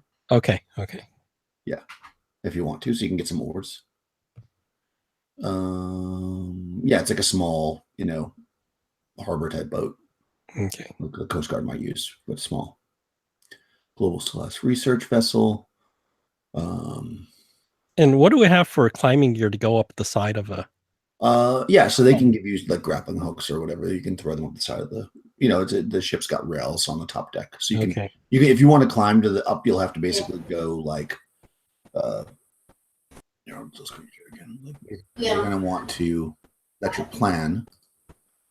Let's see. It looks like you probably. I'm just going to show this little side picture. So you've got this, right? You could throw them up here where like the anchor is. You can go over here where the helicopter pad is. Like all this is like deck outside. Well, this is like right there outside. So I'm looking at going to the back and then climbing up the back because I don't want to traverse the whole boat and run into somebody. So yeah, and you've got like all your signal equipment up here and your where you pilot the ship, the deck, or the whatever is up here. So yeah, but over here is where the helicopter would land. It seems likely because this is like the loading, unloading area of the ship. And I guess we're going to be wearing black wetsuits, black face paint. Everything's all taped up in black. Nice. Can I get some? I'm sorry. Go ahead. No, you're good. What? Ask the question. I just wanted to get specs on that rifle. I got that it has a capacity of 4 mag. It's a 4 mag capacity. 1,000 feet. Yeah, what's 1,000 the feet fire? Range. So point blank is D12. Close is D8. The D6 for medium. D4 for long. Nothing for extreme. And then your damage, you've got point blank fatal, close range fatal. I'm sorry. The close range was 1D. Nope. Point what for shooting? Point blank was why do you tell you the 1D12. number when you start shooting people? Because you don't need all that number right now. If you want to shoot somebody with it, I'll tell you then. It'll just be easier than Okay, all right. pressing numbers through the or I'll screenshot. So do they have night vision equipment we can take? Yeah, sure. Okay. Like goggles and stuff. And because we're not going to. Crystal, We're not going up there with flashlight. I'm messaging you the page with the firearms on it. That way, thank you. That way you don't have to worry. So definitely a night vision gear because we're all commandoed out. Yeah, for sure. Okay, yeah, you can like goggles, night vision goggles. You can do that for sure. And so we'll have 2 coils of rope. One we take with us so we can hook it into the when we want to leave, and the other one we throw up to climb up, right? Because once we climb up, then we probably just throw the grappling hook off.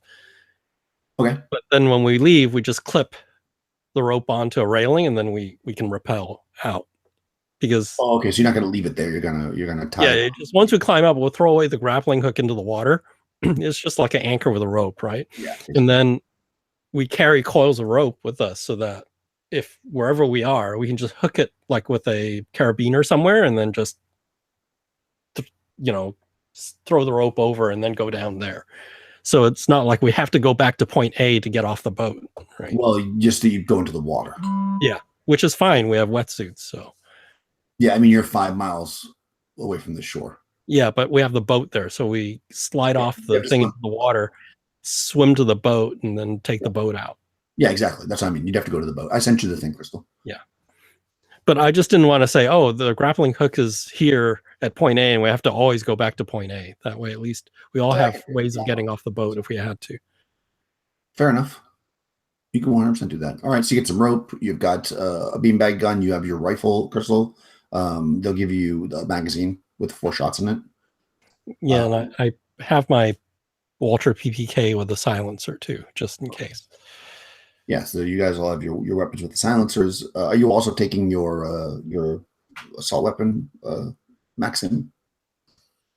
Or are you just taking the rifle? Crystal. If I were her, I'd take both in case hordes of sailors come after us. Yeah, sorry. Yeah, I'm gonna take both. Yeah. Cool.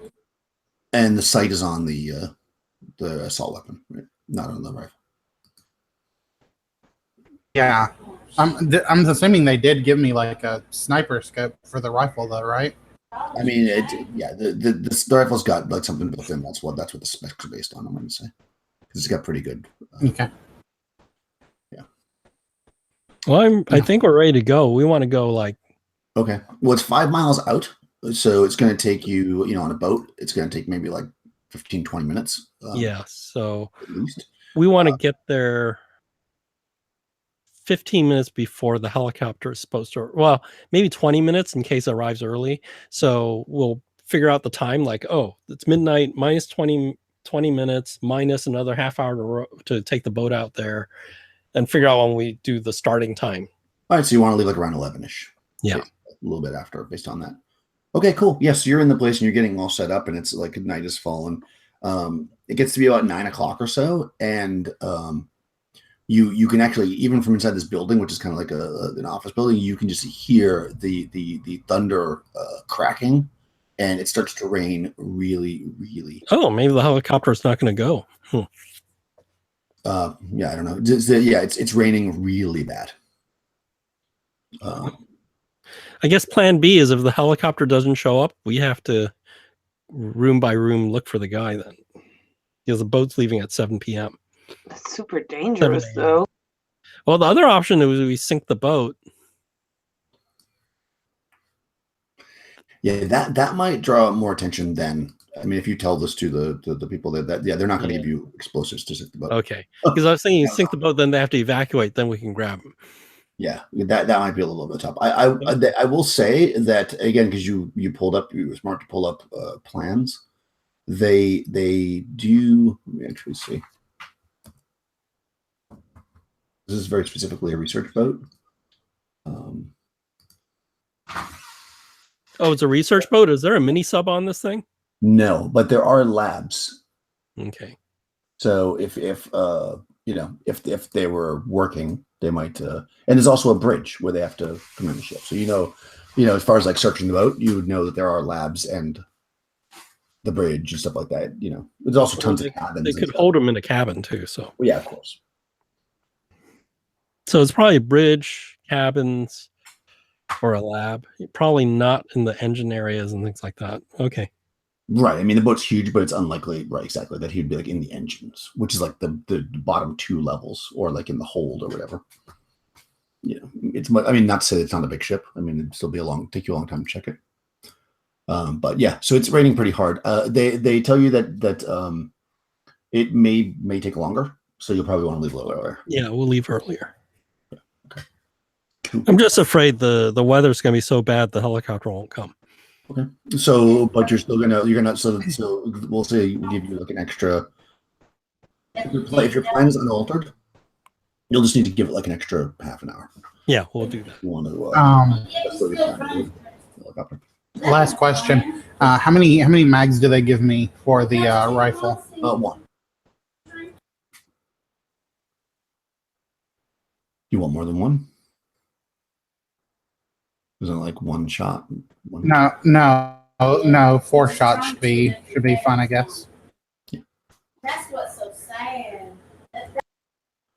Okay. So yeah, you're good to go. So it is unless you're doing anything else. Last chance. Nope. Okay, so at about 10:30 ish, you leave a little earlier than that. You guys get to the harbor, maybe even a little earlier than that, just to make sure the boat's good and everything. At about 10:30 ish, you're getting in the boat. Again, it's very windy, and one thing that's good is you fire up the engine of the boat and you can barely hear it because the rain is so heavy and the wind and stuff like it. So you know that you're not going to have too much trouble. Basically you can barely see this boat that's gigantic. You'll probably be nearly invisible to you. Then you just hurt my heart when you kept saying. So you shouldn't have any problems getting out there. You do see like where the ship is because it has running lights on it and it's huge. But for you guys, you're going to basically be fairly invisible heading out there.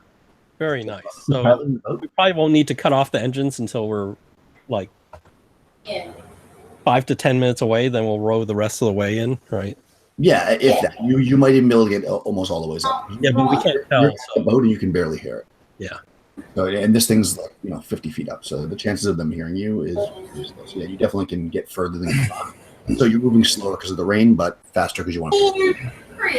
So on the way over, I would look to see if there's any patrols on the deck, the back deck. But Deck of the ship. Yeah, because we have to throw the grappling hooks up, and that'd be very embarrassing if somebody was there when we throw it up. Oh, patrols. I think it's like countries. Oh yeah. You can like get there. You're gonna get there early enough because you're basically making better time because you can get closer. You can kind of park the boat out a little bit before you start rowing and just like wait and see what happens. Yeah, that's totally fine. I mean, you're like bouncing around in the waves, but you can sit there for a few minutes. Yeah, definitely binoculars look on the deck to see if there's patrols. Okay, fair enough. Yeah, you can even do that from the shore. You're looking. You don't really see any light on the ship. Like, so if they are patrolling, you're not seeing any lights or whatever, at least from this distance. When you get closer, Okay. I figure at this distance you don't see because it is on the bottom. So it's great because your approach is being masked by the storm, basically. Which is great. Just piloting the boat because it's going to require some skill checks to make sure you don't. You can get out. I didn't know that. So, do I need to roll pilot watercraft? I have that skill. That's right. Make one. That's weird. That's at 20 minutes. Actually, it only takes 5 minutes to get there. So whatever, we speed the time up. So whatever you lose. So you need to make one per minute. Reflex plus combat. If you have pilot watercraft, it's stepped up or whatever. Yeah, I have a pilot watercraft. Yeah, and then also a D10 asset for those 3 dice. Okay.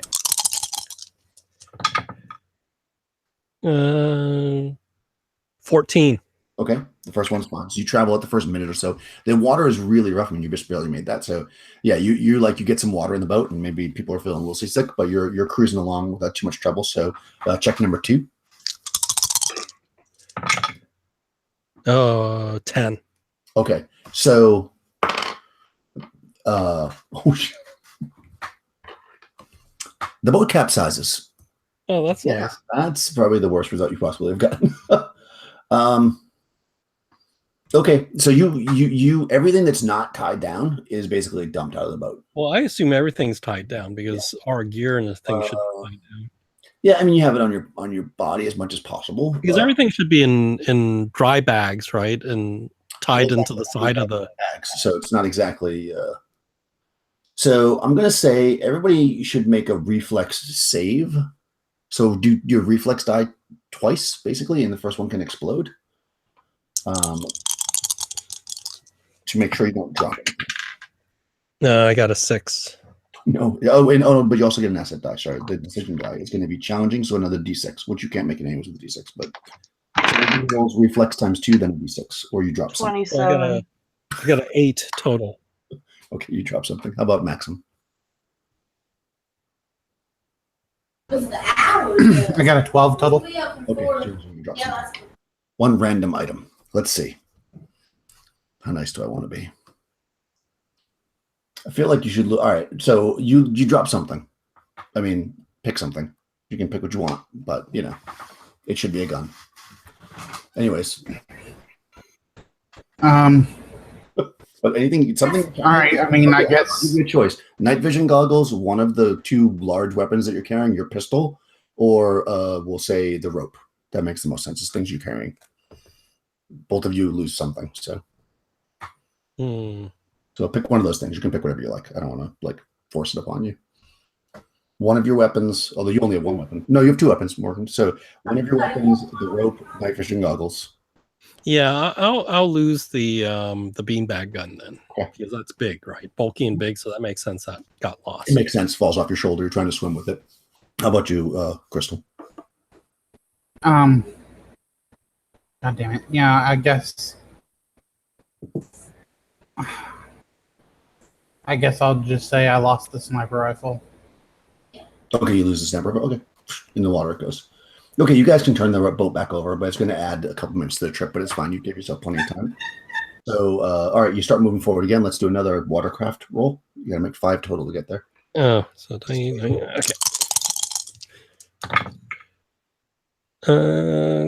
Oh, that exploded. So I even without exploding, I got 13. So. Oh, nice, perfect. Okay. Oh, wait, another 8, and then a 5. So awesome. That's like the smoothest trip ever. Yeah, we got all the extra weight out of the boat.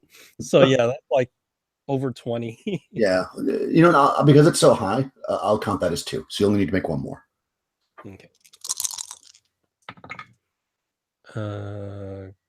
13 exactly. Okay, yeah. So you make it. It's a bit rough. Like you're motoring along like with a lot of confidence, but then all of a sudden the last minute or so it starts to get really rough. And yeah, that sniper rifle and the beanbag gun just sort of weighed us down. They killed you back. Okay, yeah. So you're luckily you have like the dry suits on and stuff, so you know you're not feeling too crappy. But it's pouring rain on you guys, and you're out. You're looking. You can do everybody can do this. You can do a. Let's do that perception check. Before we board the boat, I want to say I have my suppressor on my Glock 17. Okay, perfect. Yeah, I think also Webster said that too. Do you have your suppressor on as well, Topi? I have my what round? Your silencer on your gun? Silencer. Probably. Okay. Makes sense, right? Sense yeah, it's a flash suppressor, so it's good at darkness. Yeah, they don't see your muzzle flash. Yeah. And the sound of the gun, which it'll make it more quiet. But also, yeah, it didn't make sense for you to have it on earlier because it makes the gun much bigger. But in this case, who cares if it's big? If they see you, you're okay. So I have my dice, but I need to know what the decision die is. Okay, so this one will be it's raining pretty hard, so I'm going to make it challenging. And the challenging decision die is a D6. Okay. So everybody rolls a intellect plus signet plus D6. You want to get a 13 or better. I got 11. 15. Okay. Let me see if there's actually anything there for you to see. Whoa. Intellect plus signet plus what? A D6 is the challenge die for it. All right, do any of these explode? Only the first one, the intellect. Okay. Oh, it explodes. Nice. Okay, so 7. And now I roll these other 2 together. So 1, 3. So 10 total. Okay, so yeah, if something happens, you don't see it. Yeah, so you guys are watching, and you don't really see anything, and then kind of maybe you're about to start the boat up or start to row when Topit, who you didn't notice, she said she sees on the boat. You see a guy. He doesn't have a flashlight or anything, but he seems to have some kind of a weapon thrown over his shoulder, and he's walking, and he's got a something in his hand. It's hard to say from the distance. You definitely see a man or a person. So I would whisper, like, tell us when you see him, when you don't see him anymore, so we can get closer. So we'll like hold where we are until he's past. I stare like a dumbass into the night. Yes, you can see him, and he's kind of rounding the top deck, and he's probably miserable because it's raining so hard, and you're bringing water in your eyes and everything.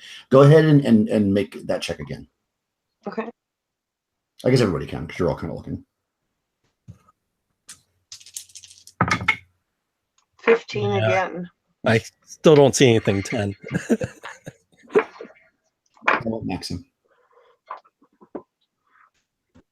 I still don't see anything either. Okay. So yeah, so you see the guy disappear, and then you turn to maybe say, "Oh, okay, he's gone." But as you do, out of the corner of your eye, you actually see another guy. He's Oh, man. following behind, probably maybe 100 yards. So The same guy or a different guy? no, different guy. It's like as this guy kind of rounded the front of the ship, you just see this guy coming around the back. So it's almost like they're like doing a loop. They're kind of on opposite ends of the ship. So I'm going to make a judgment call. Is there any way he would see us if we get closer? It seems unlikely that they would see you because of the darkness. But he'll see the right up grappling. against the ship. What's that? He'll see the grappling hook, though. That's right. They would definitely see the grappling hook. How much time is there? Is enough time that we get our sniper to shoot him and then we can climb up before the other guy gets up there?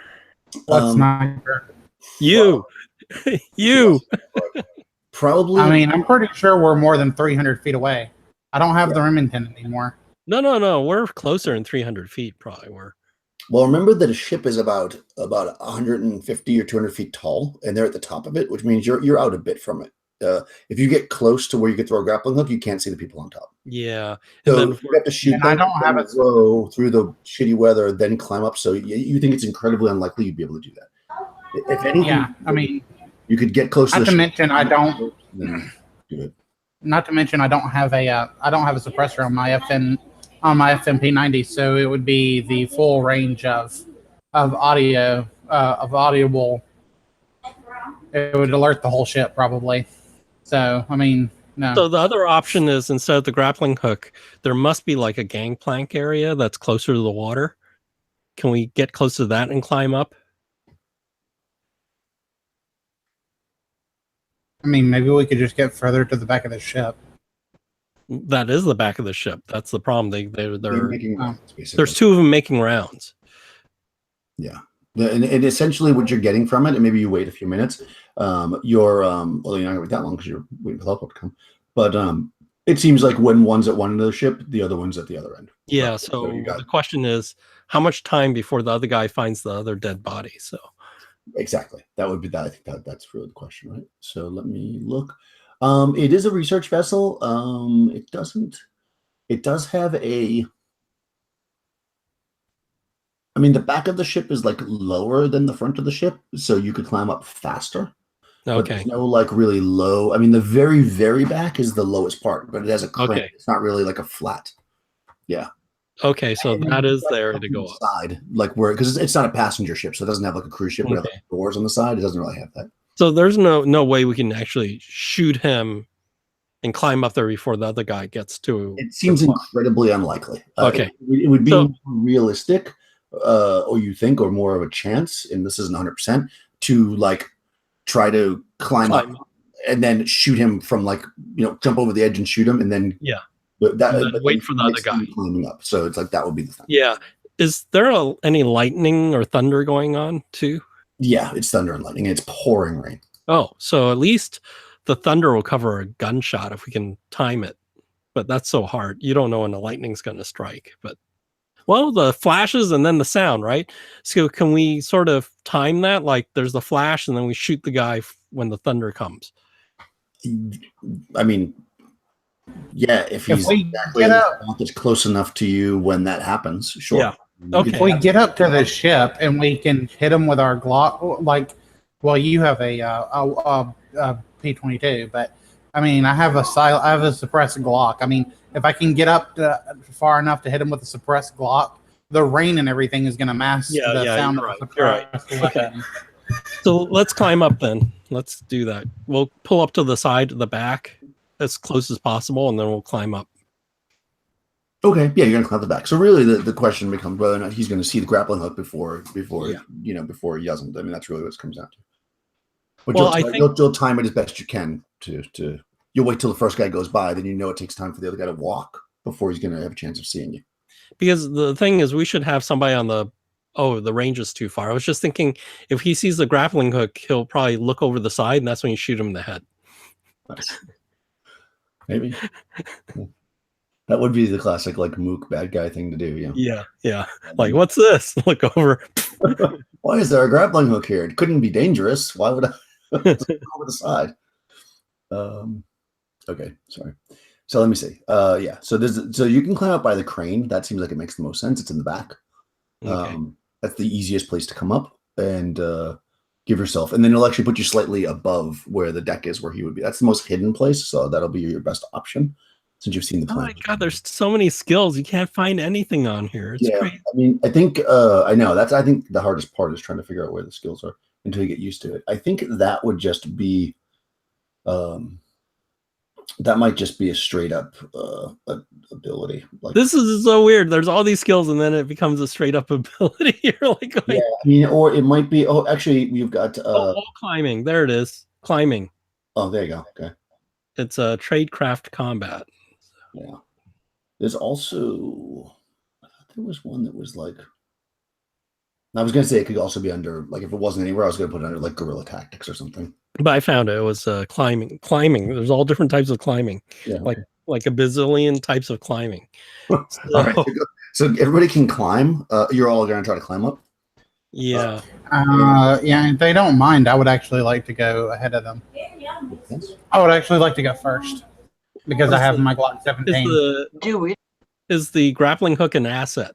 Yeah, the grappling hook will be an asset. I'm trying to decide.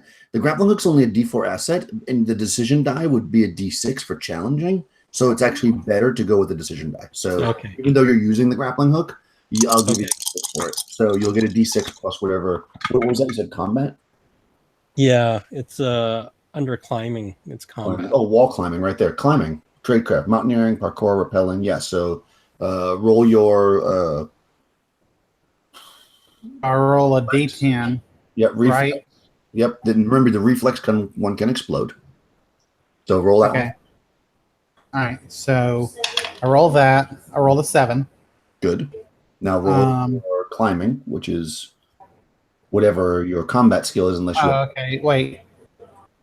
I'm sorry. Hold on. I don't understand this. Okay. So my client. Hold on a second. I don't roll for combat. I don't roll combat skill or whatever. I just roll climbing. All right, hold on a second. Let me look at your sheet so I can tell you exactly. Oh, we even have the numbers. Okay, so basically you're rolling an attribute, which in your case is reflex in this case, so D10, right? Then you're going to roll climbing, which in your case is D10. It is equal to your combat. If you have a specialization in it, it's different. That's why. So it's usually going to just be the combat die, but not always. So yeah, you're rolling D10, D10. Plus Yeah, so you got a 7 already in your first D10. Now you got another die 10 and then a die 6. Okay. So I rolled a 4 on the second one, so an 11 total. 11. Yep, so we Plus need the die 6. now die 6. Oh wait. Oh, okay.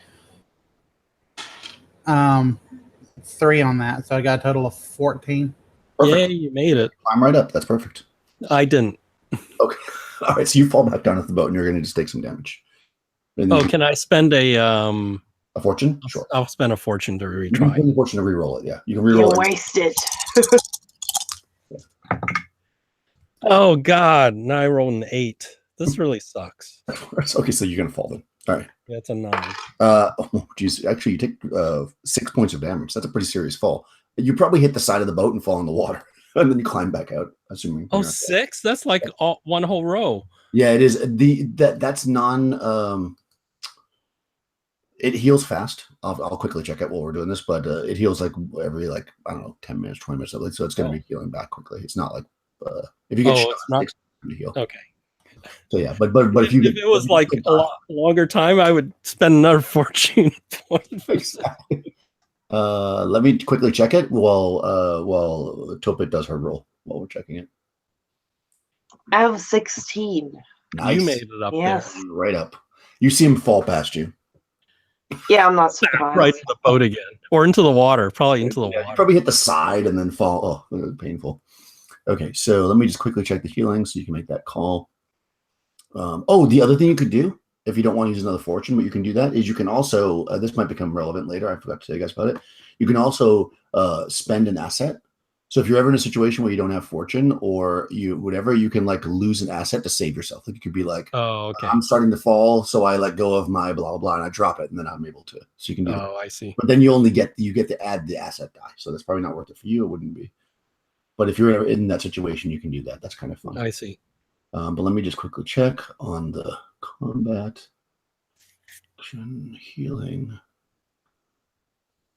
Interrogation. There's like so much stuff here. There is a whole. Actually, I do have to spend the fortune point because I still haven't gone up yet. If I fall again, I'm going to be at 0 hit points. So Yeah, you may have to do right. so I have to spend it. Well, you got to you now that you fell, you can completely re-roll though. You can roll the whole thing again. Oh, I see. And then if I fall, You just re-roll the one die, but with that you can. Okay. Oh, finally. Okay, you made it. So I exploded 11, 15, 18 on my third try. Nice. All right, let me just quickly check healing so I see what's up with you. You're probably going to want to avoid. Well, you should probably avoid getting shot anyways in this game, but well, in life really. But healing. Let's see. Normal injury, superficial damage from hand to hand feeling, blah blah blah. Traumatic. Healing without first aid. While resting. Let's see. You can actually put first aid on it as well if you want. Certain assets don't have that. I thought none.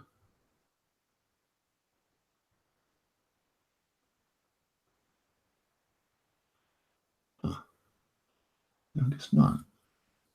I guess more severe stuff you need better. So you can do first aid basically. How much was that recover? So 4 points. Oh, okay. So I have that, and then what's the situation modifier for it? Or is it a? So let's say it's not going to be that bad because you're just. Let's give it a. Let's give it just a because like she's setting up to shoot this guy, so Yeah. you have time to just do it. I'll make it moderate, so a D10. Okay, so maybe I can heal this up. Oh, I totally suck. That's a 10. Okay, so yeah, you bandage it. It heals 1 point every 15 minutes, no matter what. So Okay. So every 15 minutes you'll get healed up a little bit, but you're just probably Okay. So yeah. And no healing occurs during combat or strenuous activity. So climb. So you can't heal while you're climbing, but you're already up there, so whatever. As long as you're just walking normally, you'll heal and Yeah, start running around. So I'll let Maxim pick where we can wait to ambush the first guard. Okay, yeah. So let me just roll to see whether or not this guy sees you all climbing up. That's what I need to do there. I guess I'll just roll his perception. That makes the most sense. So this is going to be intellect plus signet, and I'll give him the d6 that I gave you guys. So where are the mooks? Boom, boom, boom. White queen. No matter what game I play, I always end up with way too many windows open. I don't know. Oh yeah. It's like, why do I have so many windows open? Okay, so these guys are the rooks. So they have intellect plus signet. Okay.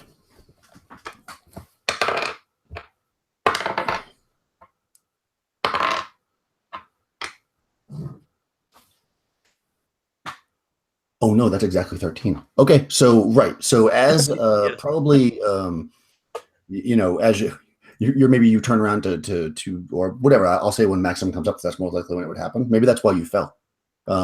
So you get up there, Maxim, and you climb, and then you like pull your Glock out to move forward, and this guy takes a bead on you. I'm just gonna see how far away he is. We'll randomize that because I don't really know. So I'll do 1 to 100. Well, I'll do a D100 for yards, but it can't be like it'll be at least 20 because. Okay, so he's 50 yards away, 53 yards away. So let me look at the guns. He has a.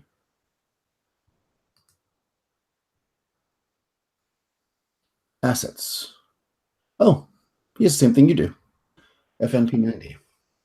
You are 53 yards away. He's a long gun, so he's close range. So he sees you climbing up, and he's going to take a pop at you. He's just going to shoot you normally. He's not going to like open up fully automatic. So he's going to. You're close, which is a D6 asset. His skill is combat marksman, so he gets a D10. So D6, D10 plus D8. Okay, so he's rolling his 3 dice. Oh, hold on. Which one is his? His reflex is the D8. Okay, so he got a total of 17. So you get shot as you're coming out. I guess they know us. They noticed us. You hear like just a single pop. You probably, you as see- a weapons expert, you recognize it as a FMP 90 shooting you. He's in close range, so it does 2d10 damage, Ow. which is a lot of damage. Ooh, Wait, is that the maximum? that is correct. Yeah. Can I do a fortune thing and say he doesn't hit me? Yes, you can, and it's probably not a bad idea because you would be dead. Yeah, I want to do that. Yeah. Let me see exactly how that works. I don't know if it's to roll again. I know that you use it to avoid. I think it just doesn't hit you. I think it just misses. A near miss. You hit the ground quickly, and let me subtract one of your fortune points. Yes. So shot goes off. You hit the ground. It just misses you. It wouldn't have quite killed you, but you would have been pretty hurt. Yeah. Let's see. Awesome. So that happens, and I guess at the same time, because probably this also happens simultaneously, Webster falls in the boat. I'll say that you can either get to the top or not, Tobit. That's up to you. You're on the rope, we'll say, when this happens. So what do you want to do, guys? Can I hang on the outside of the boat just for a moment? Yeah, 100%. Yeah. So what do you want to do, the mix? You see this guy 50 yards away with the submachine gun. And okay, my Glock goes up to 100, so he's probably like medium range for me, right? You have a Glock, and he is 53. It's medium range. That's correct. Okay, yeah. My rate of fire is 4, so that means I could fire at him 4 times, correct? This is correct. I believe that you take a penalty on each additional shot. Let me check it. I think what ends up happening is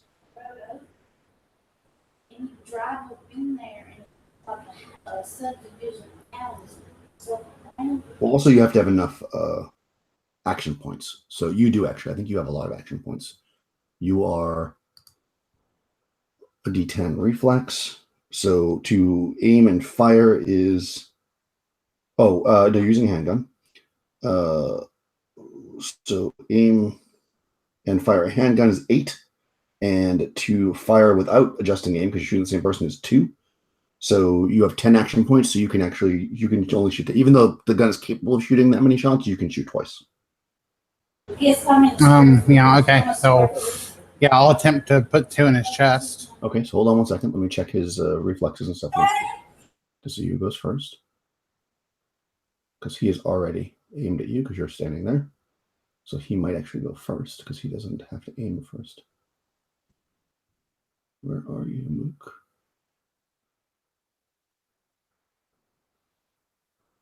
The rooks. Okay, so his reflex is a D8, so he has 8 action points.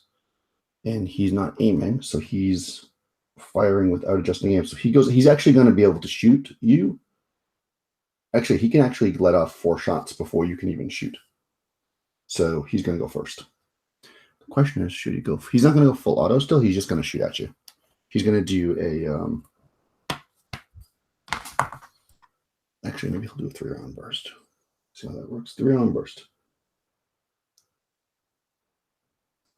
Any target within the range of 3-round burst takes... Okay, so you're going to roll to avoid this, Crystal. You're basically going to roll your reflex at 1 step lower. So basically, I'll tell you what you're going to roll. So essentially, in order to not get shot, you need to roll your reflex, but 1 step lower. So your reflex is D10, right? So you're going to roll a D8 plus any defensive modifiers, which is you have. Well, you're basically just standing there or kneeling there or whatever. So nothing. So you're just going to roll a D8. And he's going to roll his normal shit to hit you. So just roll a D8, and then we compare the numbers. Sets. Okay, that's actually good. He Does he take a minus on this? No, he does not, because he's just keeping it on this. Okay, so he's just going to shoot at you. He rolls these 3 dice. 6 and 6 is 12 plus. Hold on, does he get all of that? Yeah, I guess he does. Let's check that. That doesn't seem fair, but attack rolls, reflex. I don't see why she only gets 1 die and he gets 3. So Well, yeah, because she's not doing anything. If she was like behind something, that's when you get the extra die before. that's not an attribute save, or No, it's let me look up in the actual rules. Sorry, guys, I just want to make sure I'm doing this Yeah, right. it I just was looking at the seems- quick sheet. That doesn't seem like that. That seems like you're going to get hit really easily. Well, then again, Yeah, he's shooting I at you with don't an actually automatic get hit. weapon from 50 feet away. I mean, it's like he's not. That Let me. maybe that's how it works. Yeah, I mean, it seems realistic enough. I mean, it sucks to get shot like that. But let's see. But I thought there were No. other skills like Limited arc. Using this mode, a single target will have more effective chance of hitting and severely wounding a target. When firing at a single target who is aware of the attacker, the target's reflex is reduced by 1, which we did. Okay, but see, for every 3 points of difference between the attack and the defense roll means 1 bullet hits. So basically, yeah. If the attacker wants to try to hit multiple people, which he's not doing, it reduces asset. I know that's how you do it. So you got a 6, you said? A crystal? yeah, I think she got 6. Okay, so we got 17. So we got 11. So the difference is attack minus defense roll is 7 plus. So that's true. So you get hit 3 times. Oof. Holy shit. Great. I Yeah. think that's another fortune point. It'd be 3 fortune points because you get hit 3 times. Which I No, guess. it doesn't even matter at this point. I'm just dealing with damage. All right. So the weapon at this range does. What does that do? Does 2d10s, ever said? And you wanted a different weapon. At this range, which is close range, 2d10. Okay, so first hit, 12. Okay, so you've got a total of, the way the hit points work is you have a d8 pulse. So first you lose the 8, and then you lose, so 8 of that, and then 4 of your d6, which gives you 2 more there, so you have 6 more hit points. The second bullet, yeah, that's going to take you down. You don't want to use your fortune point to try to avoid it? Actually, hold on. No. Hold on. No, don't hold, because I think a fortune point can stop you from dying, is what you want to actually do. Let me just quickly check how that works. Because you are a super spy. I mean, I'm going to get hit 3 times, so it doesn't really matter. Even if I use a fortune point to avoid 1 shot, I'll still get hit the last time and it'll kill me. No, I So it agree. doesn't even matter at this But point. you had die 6 fortune points. You just don't know how many you have. Yeah, you don't know how many you have. Exactly. Fortune represents fortune, blah, blah. Using fortune to cheat deaths once per mission. A player may spend 1 fortune point if any remain to cheat death. When all else fails, rather than reaching 0 hit points and beginning the process of dying, you can call the fortune point to survive by some lucky miracle. This can only be done once per mission, and of course, and if they try to spend a fortune point with none remain, you still die. So actually, you can use one, even though this would kill you right now. You can. Or I use think it you to just not take all die. 3 shots and then spend the 1 fortune point not to die. That's what it seems like it's saying. Or, I mean, depending on how you want to interpret it, you could interpret it that since the second one took her down, she'd have to use it on that one, then she would still die. But I'm going to say no. I'm going to say that you can use it to cheat death. But I will say, though, that it's only going to avoid the shots that would have taken you down. So you're going to only have 6 hit points left at this point. Like, that first shot hits you. In fact, what's going to happen is, unless you have some other cooler cinematic way, the first shot hits you, and you actually fall off the crane. You fall behind it. You won't take any extra damage. Like, it hits you so hard that you actually fall back, and then the other 2 just go past you. Yeah, that makes the most sense. Yeah. So you're not unconscious or anything, but you're Well- bleeding, and you're hidden behind the thing now. He doesn't see you. Sure, cool. Okay. Okay. Toba, you're hanging off the side. Yeah, which was probably a great idea. Yeah. You hear pop, pop, pop, and you see your friend fall. Up, fall, yeah. Yeah, and you actually probably see where she falls. You don't know if she's up or not. I'll say that for at least the remainder of this round, we'll say you're stunned or whatever because you just fell down. So, you're not sure if she's dead or alive. but you just saw her fall, and you heard an automatic weapon fire. What would you like to do? Oh Or are man. you still hanging there? It's up to you if you want to still hang there. It's up. And of course, you hear it too at the boat, Webster. I guess you're at this point recovering yourself. Can I go over the railing and immediately drop somewhere behind something? Yeah, you could basically, let's say, since we just said she fell behind that thing, I'll say you can kind of like put your feet against the side and like run along the side of the ship and try to like flip up on the other side of the, where she just fell. Yeah, So Yeah. you can do that, yeah, I'll that's try like that. a parkour kind of move. So that's, do you have that? Let me look at your sheet. It would be climbing.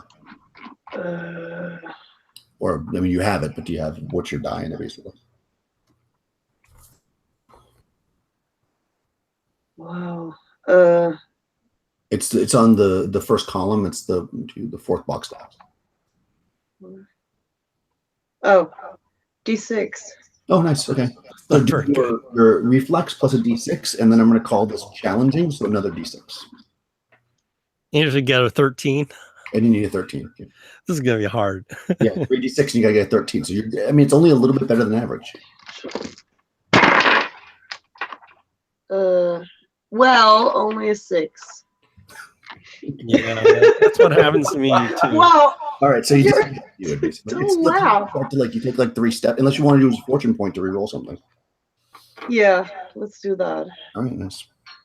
Use those up. Do I reroll all of them? No, you can reroll 1 die, and I would probably reroll the attribute die unless that was the highest. Yeah. Because you can. Yeah. No. Oh shit. Those guys need to be fired. What are you doing? So fortune point. Oh, it I only was rerolls doing one die. well. So it rerolls 1 die, not all your dice. Yeah, That is but I correct. rerolled a d12, so. Let me just check that to be sure. Fortune. At the beginning of each mission, blah, blah, fortune represents standard fate. Play themselves, don't know how many. When a player asks for a fortune roll, blah, blah, and answer returns, and the player knows they're out of thing. Okay, when a player is attempting a tradecraft task and fails, they may use a fortune roll to reroll any 1 die in the pool. Yeah. Oh. Or you can change a successful hit to a miss, basically. Or you can use it to cheat death, which is what we just did there. And that's only if you have them, of course. Okay, so yeah, you try to use like your agent luck, and it's slippery. So you start to like go over and you just kind of swing back and forth. You don't make it anywhere. God damn it. You see the rope kind of go like this. And I suppose you hear footsteps as the guy's running to the edge, probably. So let's see. Yeah, he's running to the edge to shoot down at you, of course. What are you guys planning on doing? Do we know? Is there opportunity attacks, or is like if I use hand to hand, is there an opportunity like he can just shoot at me before I get to him, or If he goes first, yeah. okay? And you're in the boat still. So at this point, you couldn't do it. Remember, you're down at the bottom because you haven't. Yeah. But yes, you could. It depending, like if he was faster than you, he could shoot you if you're running towards him. Yeah. Okay. But he's running towards the edge. You're hanging off the rope, Topit, and Maxim. You're up, but you hear him running, but you're like around the side of like the crane, basically. So so what does everybody want to do? And you hear him running. Can I shoot at them while I hang from the crane? Yeah, you could. Well, yeah, he's out of view from you. You'd have to just move to the side, but you can do that. So you want to move forward and then shoot him? I thought I was like hanging off of the side, and I looked dead or whatever. Oh, that's more epic. Yes, you're hanging off the side. You can 100% do that, but not until he gets to you, of course. Okay. Yeah, because he can't see you. That's the reason why he didn't shoot you again. So yes, you're hanging off the side. You're hanging off the side of the crane. I guess. Well, you have a Glock, so you easily can hang with one hand and still shoot. You're hanging from the rope, Topit, and Webster, you're in the boat. You're hanging from the grappling hook, I should say. And Webster, you're in the boat, and you hear this guy running up. So Maxim's going to wait till he gets in view and then blast him. What's Topit doing? I throw myself now over the railing if I still can. Okay, yeah, I mean you passed your climb roll, so you can do that. And On top. Okay. And what about Webster? yeah. Oh, So my effective range of my Walter is 75. Is this thing taller than 75 or? Yeah, you won't be able to hit him with it from there. Is there any way I can, how a ship curves, right? Mhm. Can I push the boat closer to the curve of the boat so the curve of the boat blocks the view of me? Sure. Like, Yeah, I mean it's flat in the back because it's the crane area, but yeah, I'll say it's a little bit curved, of course. Yeah, so yeah, you can get close to the ships to make some hard. You're under concealment basically. Yeah, or you're probably even cover because he may not be able to see you at all actually because you're pretty far away. Yeah. Okay, yeah. I mean, he doesn't know how many of you there were, so you're going to stash yourself down there. Okay, so he's running forward. So let's see. He's going to run. I guess when he runs, because he has. Okay, so you're just going to shoot him. You're aiming and shooting. He's running, so you can get a first shot, Maxim. That takes 6. Actually, moving only takes 2, so you can go over the railing first, Topet, and when you do, I guess he would see that, and he's not going to keep running. Obviously, if he sees that, so he's going to stop and aim at you and shoot you. But you could shoot him first, Maxim, if you'd like, because you only take 6, and he's going to take 8 because he had to run forward and aim. And then Topet will go. So that's the order of action. So Maxim can shoot, and then the guy will shoot, assuming he's not dead, and then Topet can shoot if you want. So go ahead and shoot, Crystal. You're going to do your combat roll. And he's pretty close. So I'm sorry. I got someone trying to talk to me, and I got a cat trying to climb on me. Mm-hmm. Okay, so I do still medium range combat, but my combat's a D12 because of right. Yeah, isn't that right? Okay, sounds right. So I roll that to see. Do I roll? Okay, so first I roll a D10 to see if it explodes, right? Yeah, so you roll your attribute, which is your reflex. And okay. that will explode. Okay. 4, so it doesn't explode. 4. And then roll your combat, and you're going to use your handgun proficiency, your D12. So then roll D12. 1.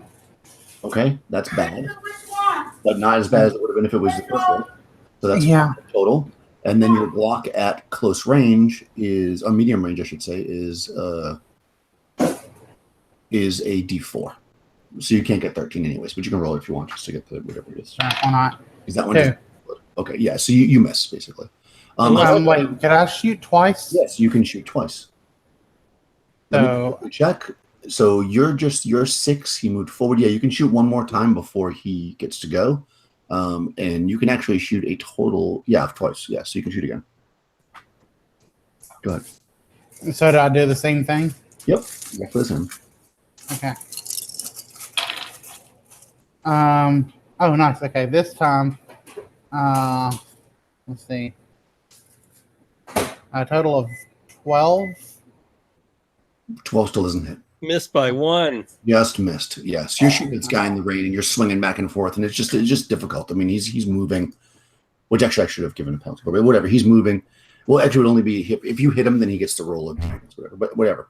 So you miss. He's going to get to shoot at Topet first, as you say. So you're about to get shot, possibly, Mikey. All right, so we're all dead. Cool. Maybe. Never can tell with these spy things. He gets all of these. He misses. He didn't do the 3-arm burst. He just shot once this time, I said. So, yes, he misses. He stops and he misses.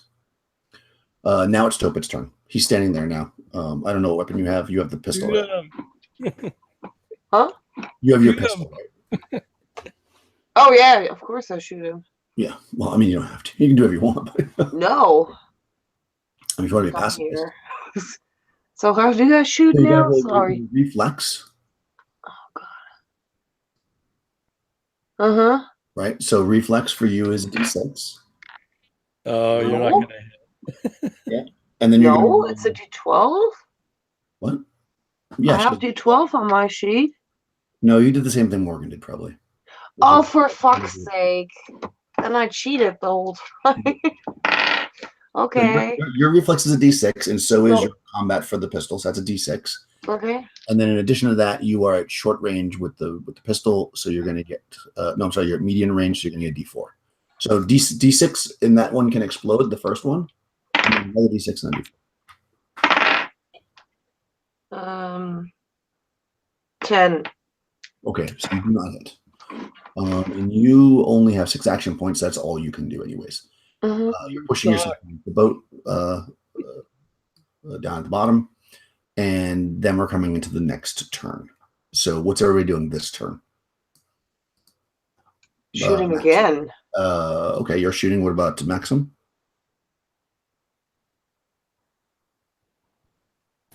Yeah, I'll also shoot again. Okay, this time he's going to do the 3-round burst and try to hit both of you. He's going to like swipe. Actually, he'll just go full auto. Screw it. Why not? I mean, why wouldn't he? Right? You guys, he just opens up. So, who has the? You're just shooting. You don't. Nobody has to aim, so it all takes the same amount of points. So the person with the, I'll just say the fastest person will go first. So Topit is a D6. What's your reflex, Maxim? I think it's a D10, but I could be wrong. Yeah, I think it's a D10. Yeah, and these guys, I should just screenshot this page because I keep going back to it. I think they are a D8. Let me just quickly check. Their reflex is D8. So number 1 is Maxim. You go first. And now you can shoot because you don't have to re-aim if you're shooting the same guy. So just shooting takes 2 action points, and you have your reflex is 10. Mm-hmm. So you can shoot up to 5 times if your weapon can support it, which I think it can actually. Yeah, I can shoot up to 4 times then. 4 times. Yeah. Okay. So, first shot is a 12. So I miss. Second shot. Oh, yes, my dice exploded. So, second shot.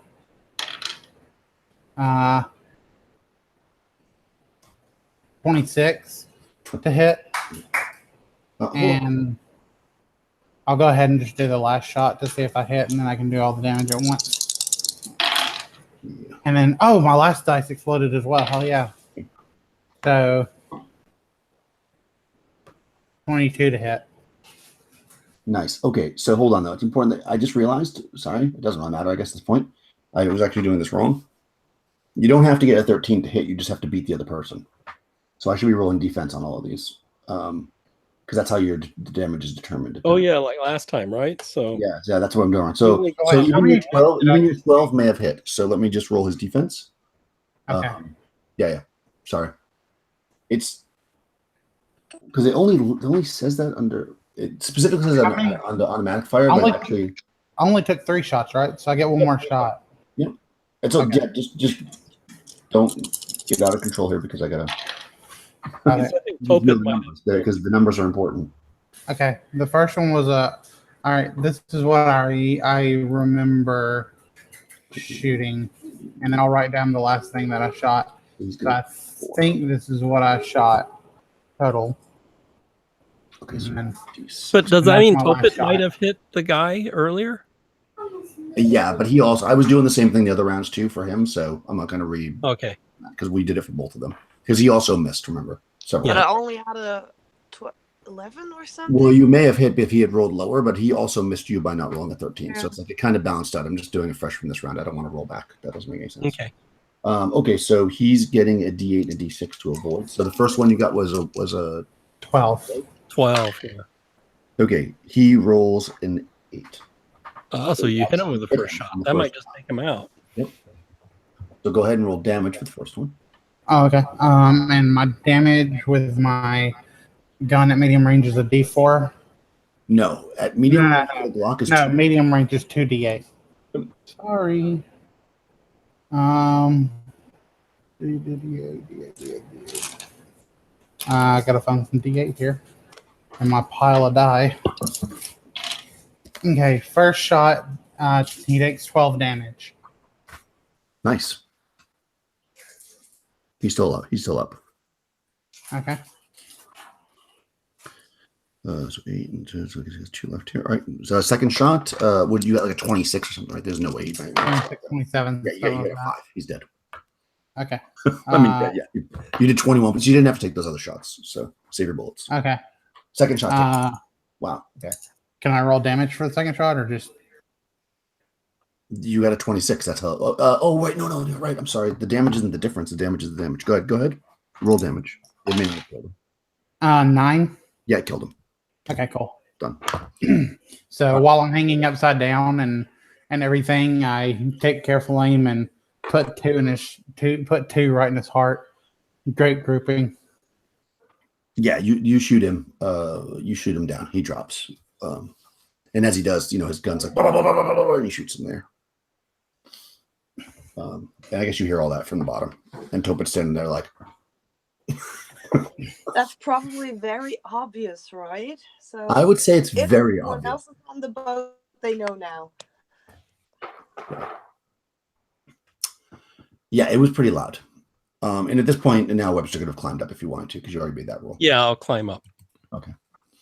And I point at the other guard that's coming. Yeah, exactly. Yes, you definitely see the other car coming on. Yeah. So he's let's see. Since you so astutely pointed that out before he was too close, I'll put him only at medium range. He's 150 yards away when you see him. And he you point at him and he drops down on a knee behind like some shit. So yeah, you got a guy 150 yards away. What do you want to do? He's obviously going to shoot at you. Look for cover. Yeah, and laying on the ground is the other guy's gun if somebody wants it. It's the same gun the Crystal character has. It's a FNP 90. Yeah, I'll pull that because it's much better than my Ultra. Yeah, well, it has a much longer range. You can actually hit him with that because the pistol you have won't reach him. Yeah, I'll go for cover and then shoot at him. Okay. Yeah, so you grab that and jump behind cover. Okay. So that's 4 action points. What are you doing, Maxim? I'm gonna climb back up the rope and then grab my FMP 90 with Halo sight. Okay. Perfect. And you're just gonna stand there to shoot him? If I can somehow duck behind cover, I will. You can, but if you do, you won't be able to shoot this round. Okay, that'll be fine. Okay. And what about Topet? I want to hit at least for once. You're gonna try to shoot him?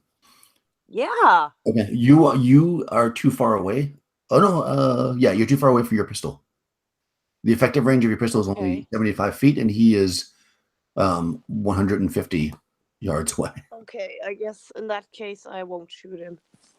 Yeah. Do you want to get behind cover like everybody else? Yes, please. Okay. All right, so you can do that. Yeah, at this point, he's way too far away for you to hit with the pistol. Okay. All right. Well, he's going to aim and take fire. That will take 6. So you're all behind cover before he can actually shoot. So let's see. I'll just pick randomly which one of you he tries to shoot.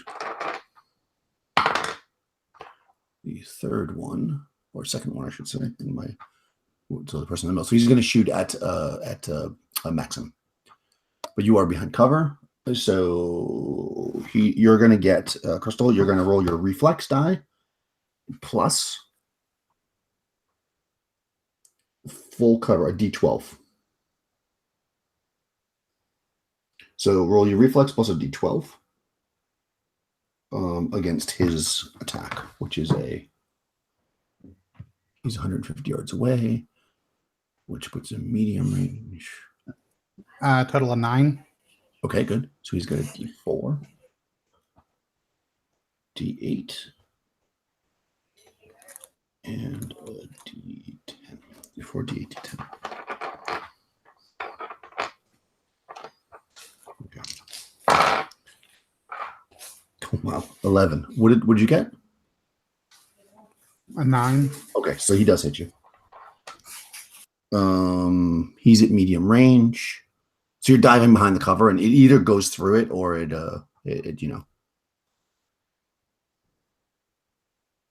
2d8 at medium range. So it does 8 points of damage. I think I only have 6 left, right? Yeah, you're dead again. You're dead again. So you can use the fortune point if you have one to avoid. You can't avoid death with this one because you already did that once per mission, but you can do it to avoid being shot at all. Let me see if you have any more fortune points. Otherwise, you're going to dead and dying. You don't automatically die. It's like Or you can lose an object, right? So. Or you could also to add an asset. You could change one of your dice by lose. So, like for instance, you could be like, I don't know what you have. He hits my night vision goggles, and that's a D4, and then you could actually add a D4 basically. Which is he only missed it by 2, so that might be worthwhile. Okay, sure. I have a sure. I have a garrote.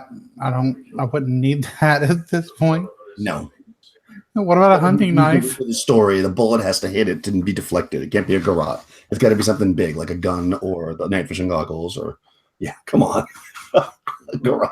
That's amazing. Oh, it hit my pack of gum. Oh, that was a cigarette. I had a little Bible that I carry in my front pocket. It hits that. It's a fortune point. Yeah. No. No, this is not a fortune. This is using the asset. You can choose. You can take a fortune point, and if you have one, which you do, I'll tell you because if you want to use it. But if you use the fortune point, then you don't have to have any story. It just missed you. If you lose an asset, it has to be a legitimate asset that could have somehow made this happen, and then you still have to roll a d4 and get better than 2 or equal to 2. Okay, sure. I'll say. Oh, I don't want to. God damn it. Yeah, D4 assets that you have right now are the night vision goggles and your scope. Because your gun and stuff is worth more than that, so I wouldn't sacrifice that because you have other stuff. The silencer is also a I D4. really don't want to fucking get rid of my night vision goggles in the situation that we're in, but. Well, you could use the fortune point or use the scope or get shot, which will pretty much carry.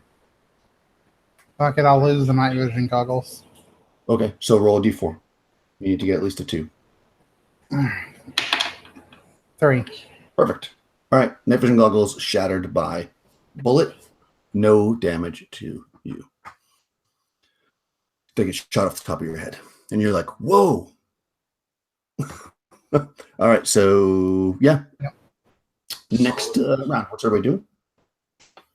I'm gonna shoot at him. Okay, so you guys are aiming and shooting. Pretty much everybody's doing that. What's the range for this? What's the He's die? 150. Oh, that can go 300. So you're actually in medium range. Is it a die 4 or? Yeah, for this you're 150 yards. For this gun, medium range is a D4 asset. So if you want to shoot at him with that, you have to aim and fire, which will be 6 points. How many points of action do you have? 8. Okay, so you can actually shoot twice if you want. Okay. Or you can do a 3-round burst, which is. But I think Maxim probably goes first. So. Yeah, Maximum is probably going to go first, depending on what she does. What are you doing? You're aiming and firing as well, Crystal? Shooting at this guy? Mm-hmm. Yeah, okay. How about Token? Also, while you're not shooting, what are you doing? Can I find a way up front somewhere so I can actually shoot? Yeah. Okay, so you want to try to stealthily kind of get up closer to him? Yeah. Yeah. How many action points do you have? 6. What's your reflex score? D6.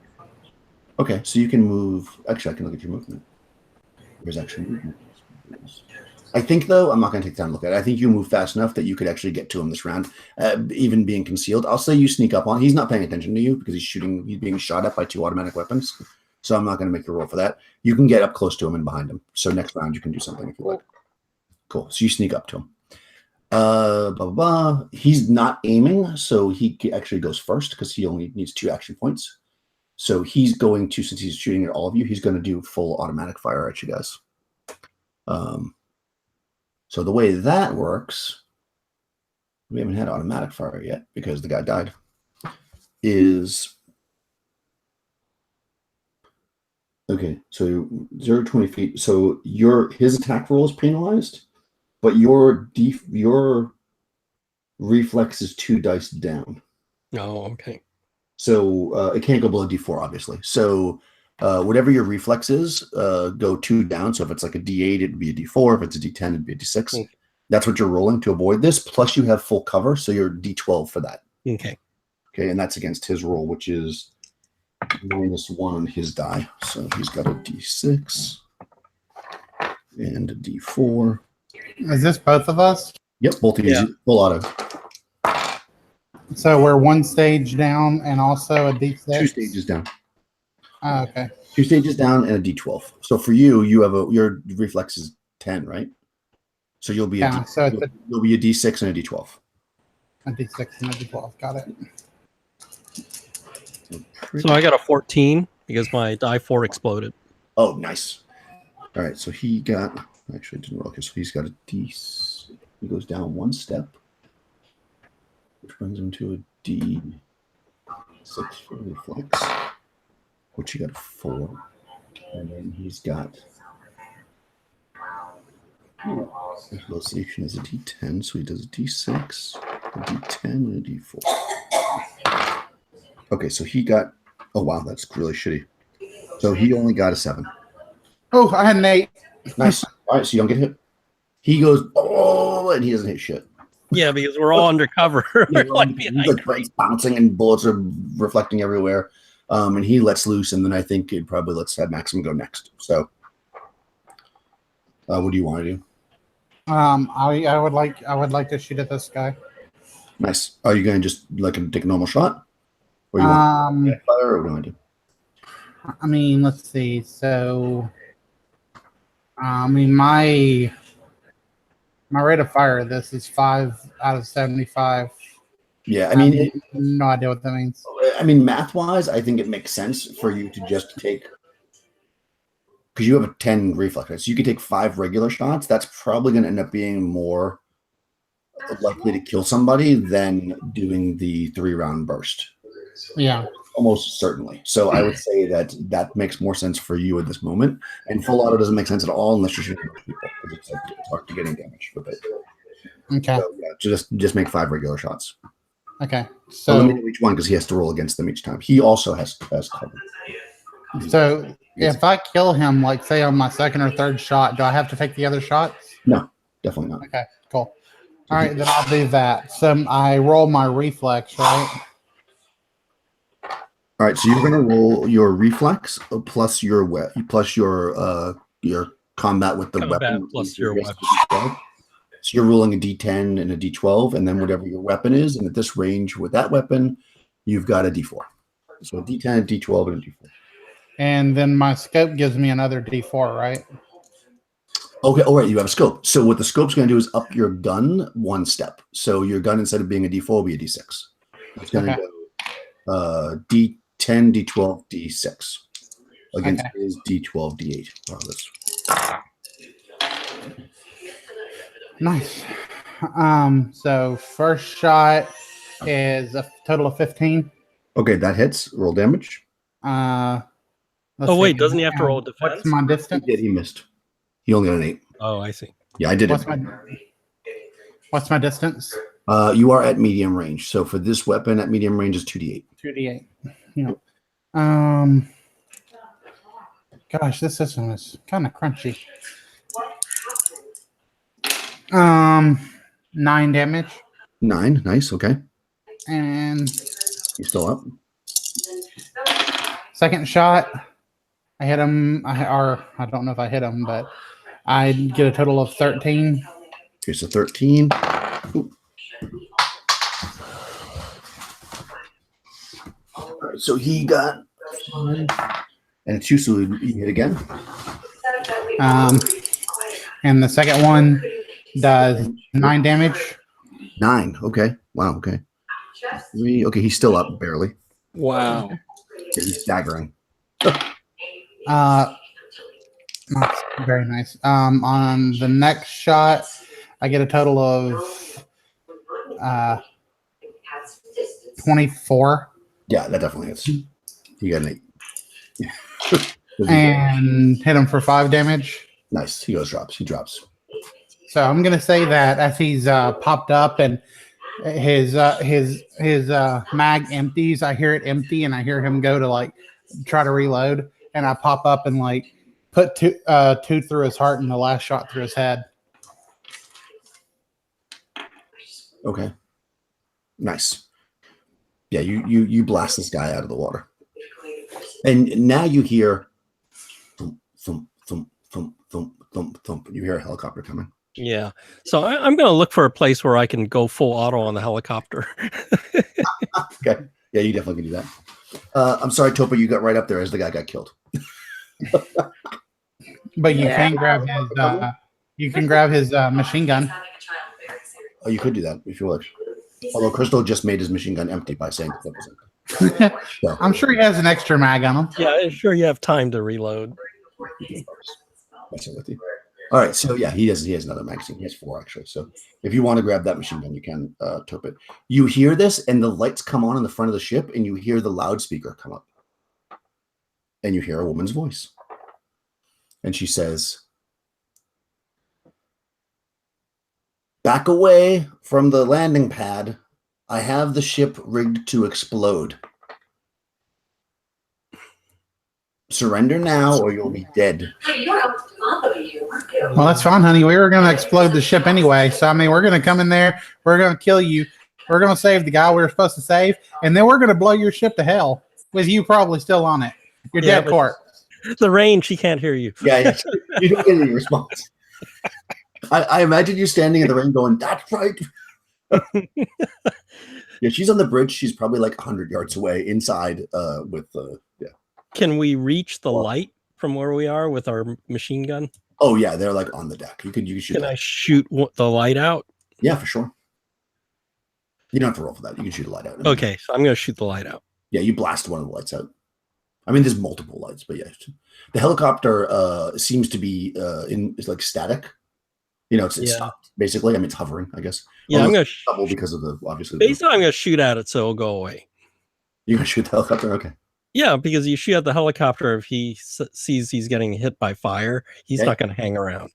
Do it. Yeah, you can shoot the helicopter. I'll say it's probably, we'll say it's exactly at 300 yards just to make it doable because it's not that close to you. But yeah, let's just say you can shoot. Does it have lights? Does my night vision goggle give me up in? Yeah, you can see it because you can actually see the helicopter because it has lights on it. Okay. It has like running lights, so you can shoot at it with if you're just shooting a helicopter, not a person in it, you don't need any kind of night vision. So I got a total of 15. Oh, nice. I'm going to say that it doesn't really dodge because it's a helicopter, and it would just be a roll like over 13 to hit it. So yeah, you hit the helicopter. The question is whether or not it does damage. We'll say go ahead and roll damage. And if you let's say because it's a helicopter, so do a decent amount of damage to it, you're gonna have to do 10 points for it to actually hurt the helicopter. But it's like 2d8, right?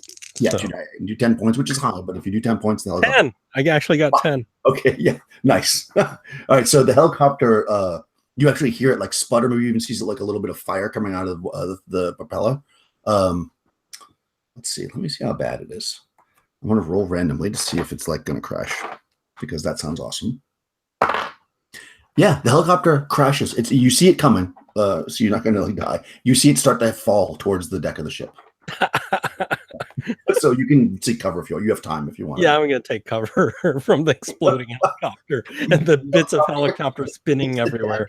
Yeah, the deck and explodes. I think I would also like to take cover from the exploding helicopter. I'm assuming everybody ran and like jumped, and the helicopter blew up behind you as it hit the deck. Yeah, you always have the thing where you see the explosion behind and you just see the silhouette of everybody. Yeah, so you guys land, you like roll and don't take any damage or whatever. At that, the lights go when they turn off. Like you don't think they blew out, like they got turned off. Like all the lights on the ship, even like the running lights are off. That's not good. She may not be bluffing. But she wouldn't blow herself up, so she must have an escape plan. Is there a lifeboat on this thing? Yeah, you had looked at the plans. There is in fact a lifeboat. It's Okay, so they're gonna get off at the lifeboat. Let's go there. okay. You're gonna run towards the lifeboat. Yeah. Okay. I found that. You think she's gonna come get I off? can't see anything. You run to the lifeboat, and you see that because, of course, you didn't check it before. You just looked at the plans. You go into the lifeboat, and you see that it is there, but it is quite not in good shape. Like it'll probably float, but it's not like she didn't take it. It's like not. It hasn't been used in a long time. Oh. Yeah. Well, I would just put a hole in it anyway. What the hell? Okay.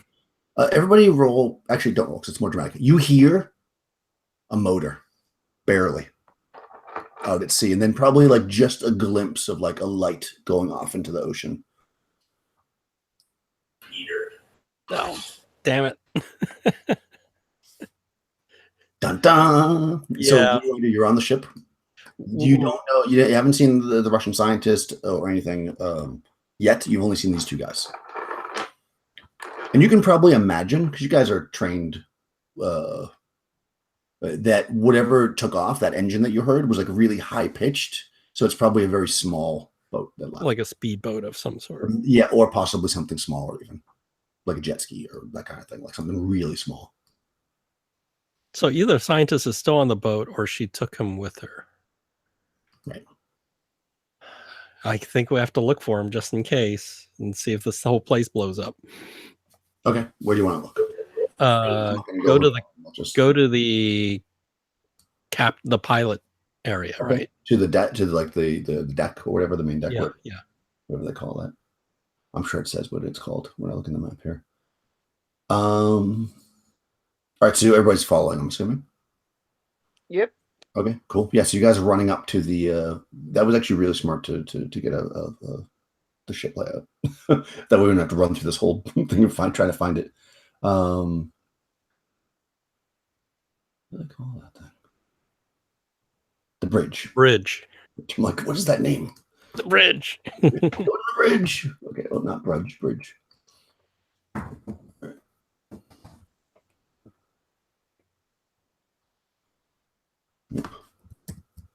Apparently, there's several. Oh, there we go. This is the bridge.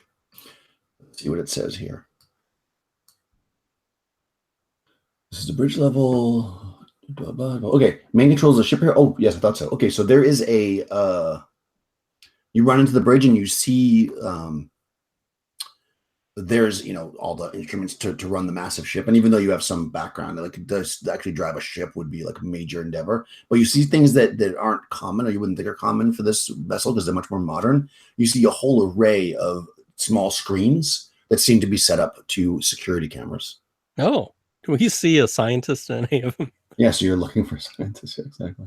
And anything that's like red digital letters that are counting down. Yeah, exactly. Yeah, you definitely see the scientist. I found him. He is.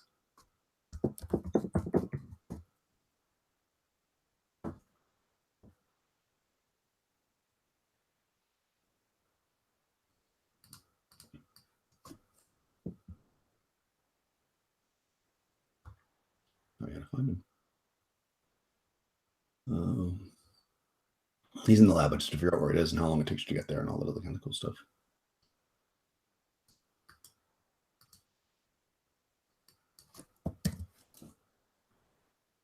Are you scientist?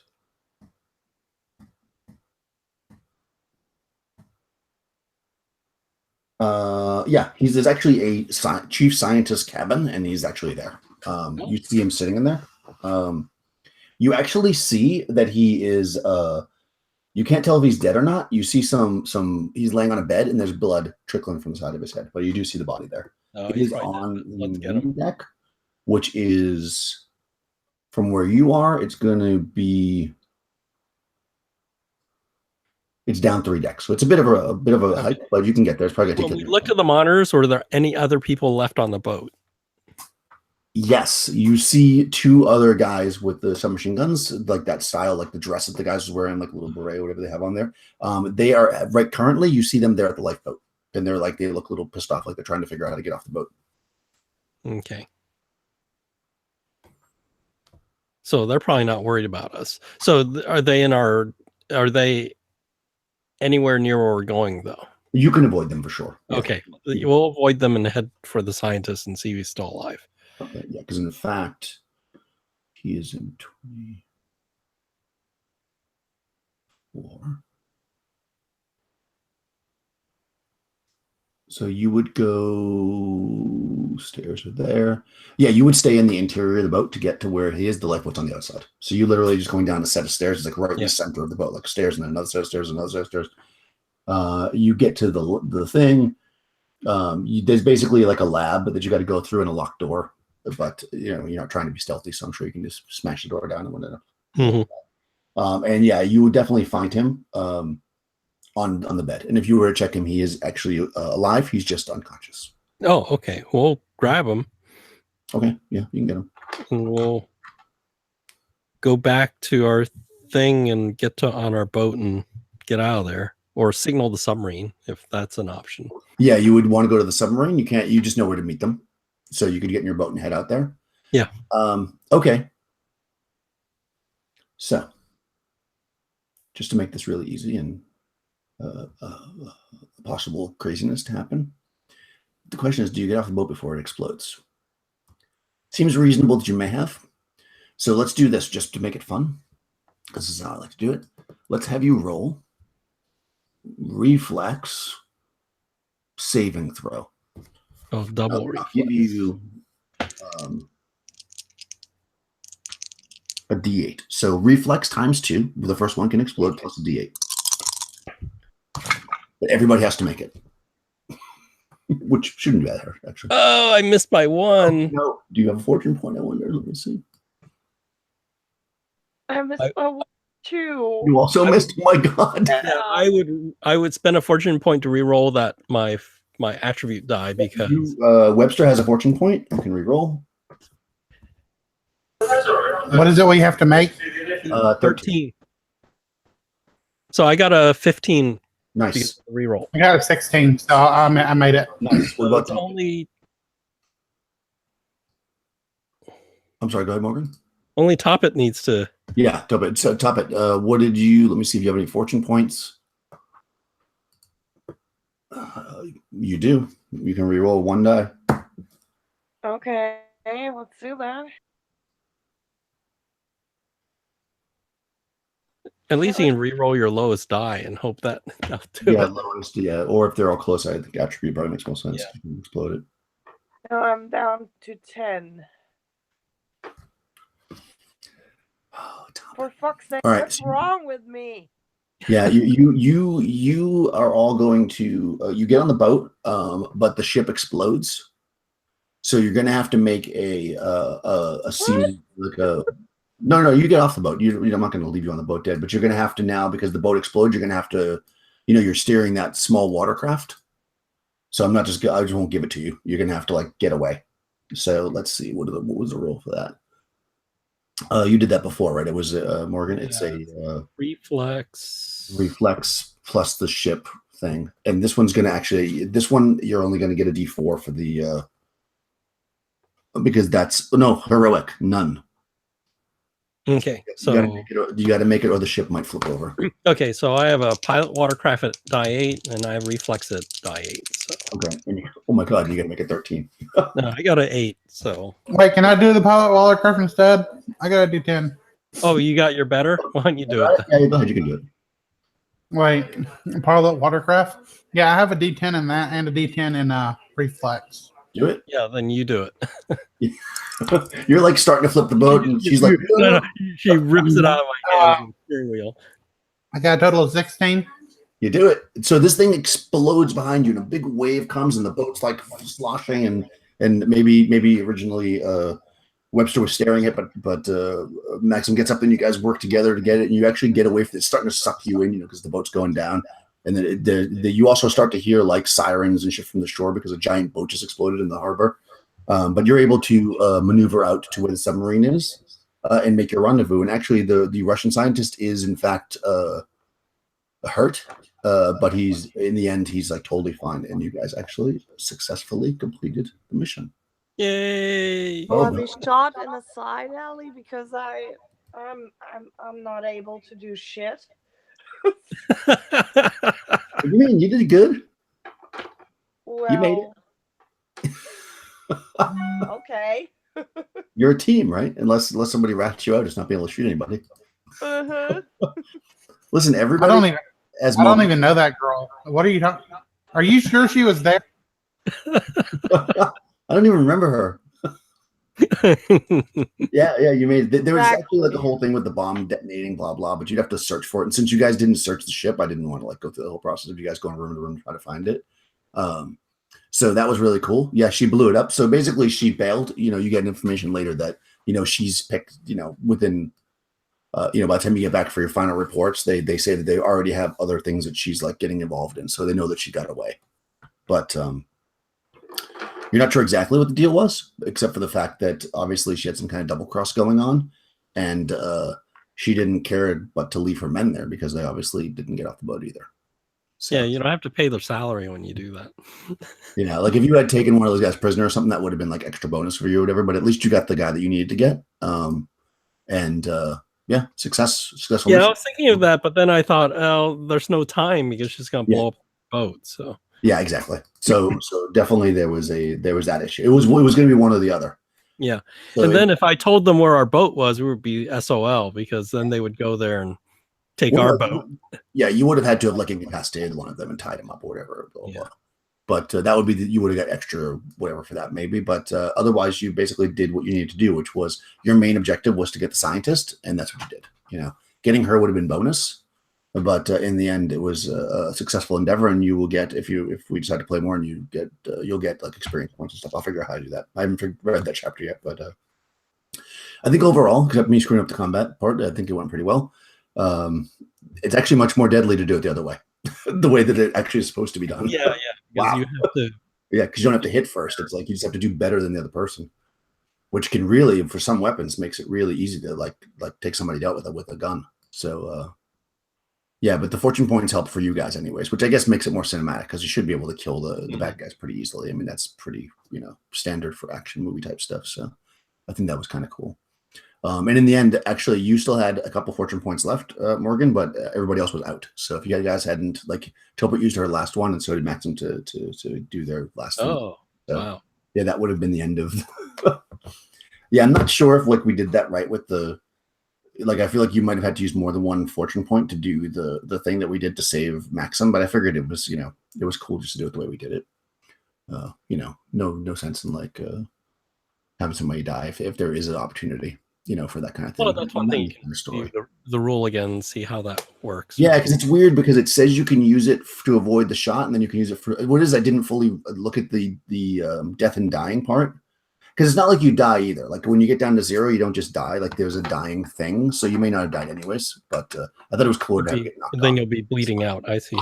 Yeah, so it might have been that she should have taken the damage and then rolled it after that, but then she would have been out of play. Or maybe it's the like Call of Cthulhu, you're at 0, you're bleeding out, but if you spend the fortune point, you stop bleeding out. But yeah, that's basically what it's supposed to be. But I wasn't sure if that extra shot should hit her, so I just figured we'd play it that way. Once somebody drops, because I also feel like if somebody's shooting at you and then you drop to the ground, they're probably going to miss that next shot. Because so I had a question though on the multiple shots. Are you doing like an impulse thing where if Crystal fires the first bullet, but then the other guy gets to go, does he go or she shoots all 5 bullets? Well, it depends on where it happens. Are they interweaved? They interweave, yeah. What I ended up doing was he should have gone before her last bullet, but I was like, doing that many, I'm just going to let it happen. But yeah, they interweave, which I actually think is pretty cool. I actually like that part of it, the cutting it out of it. So it really should be like she fires her first bullet, maybe she gets her or she aims, he aims, she shoots at him, he shoots back at her, she shoots back at him, he shoots back except at for her. See, what happened was she I forget what happened. But the problem is like full auto takes a long time to fire all those bullets. So how do you merge a full auto versus that's what I did. That's why I put him at the end with the full auto. I see. That's actually how I did it. That's what I did.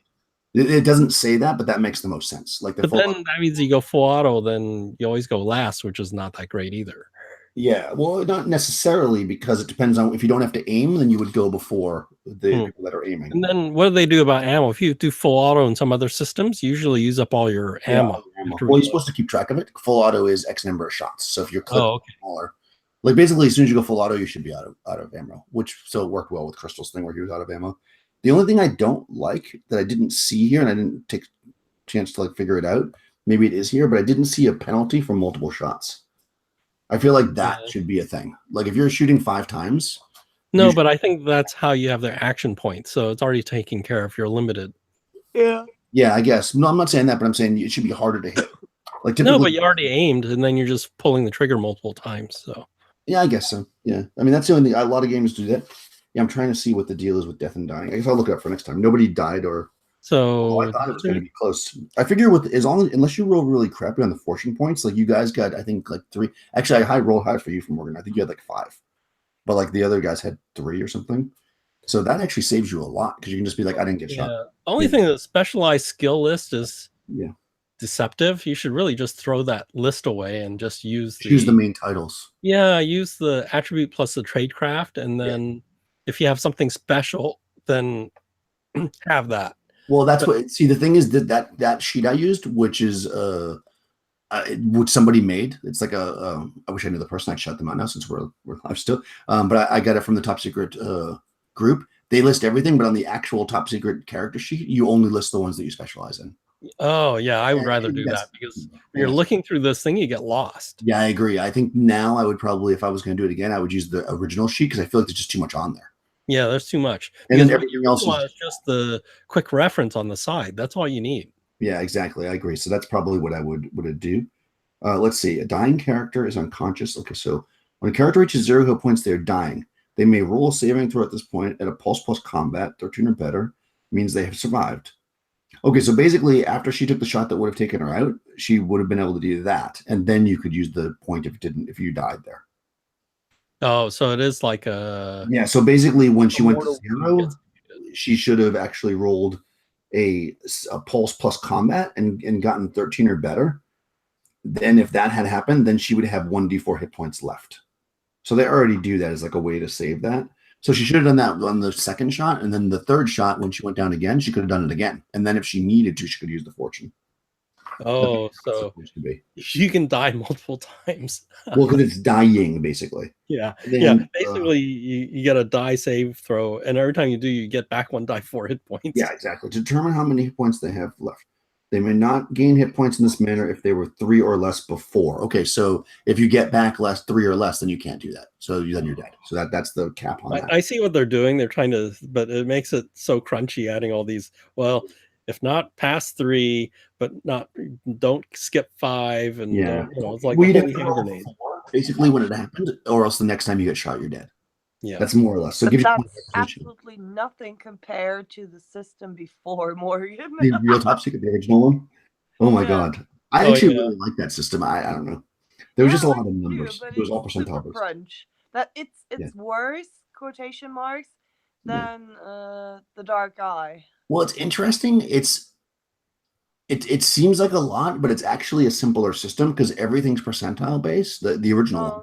And basically, you just have really high numbers. Like when you go to shoot with like an Uzi, you have like a 250% chance to hit, but then you start subtracting everything. Like, oh, but this range is minus 100. This is minus whatever, and then that's your chance to hit. So it's like it's basically, it just seems like a lot because there's a lot of like math, but it's not like this one. I got a little confused like to switching the dice and stuff. That's the only part. It's sort of weird. Everything is a target 13 except for combat.